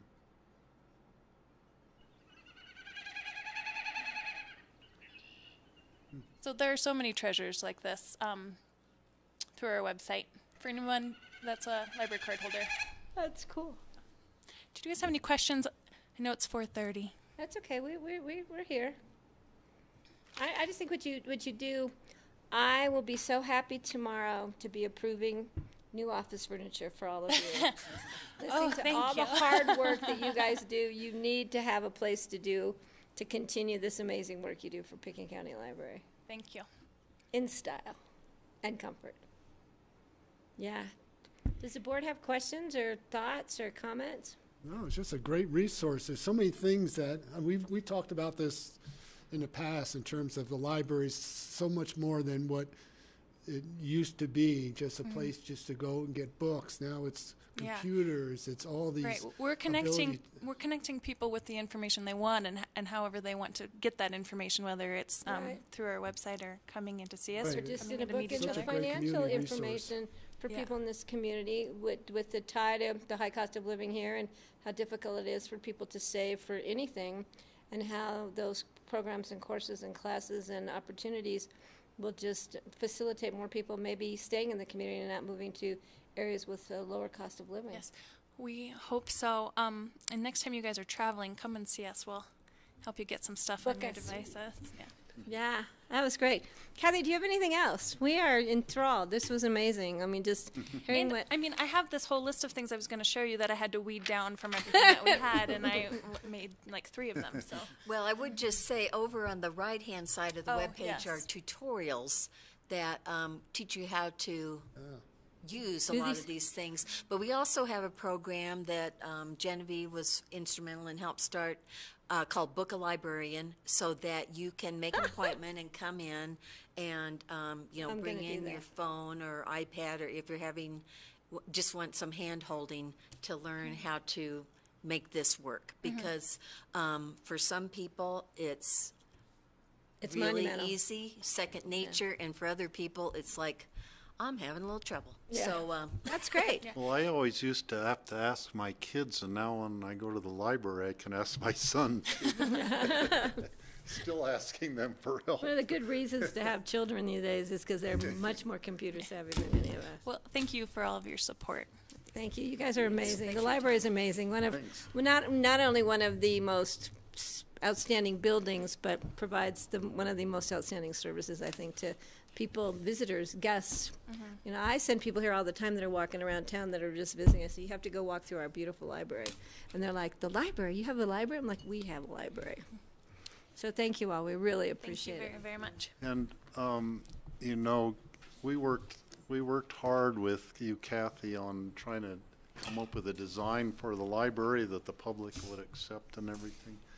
And every time I come in here, I'm just blown away by the way it turned out and how everything is so usable and people really love it. Thank you. So, and energy efficient. Yeah. Oh, and energy efficient. Thank you. Thank you all so very much. We appreciate it. All right. Does the board have any other business they would like to bring up before we adjourn our work session today? No, then we will see everybody tomorrow at noon right here. And Grassroots, thank you very much. And it will be the three of us again, so we will have an amazingly efficient day.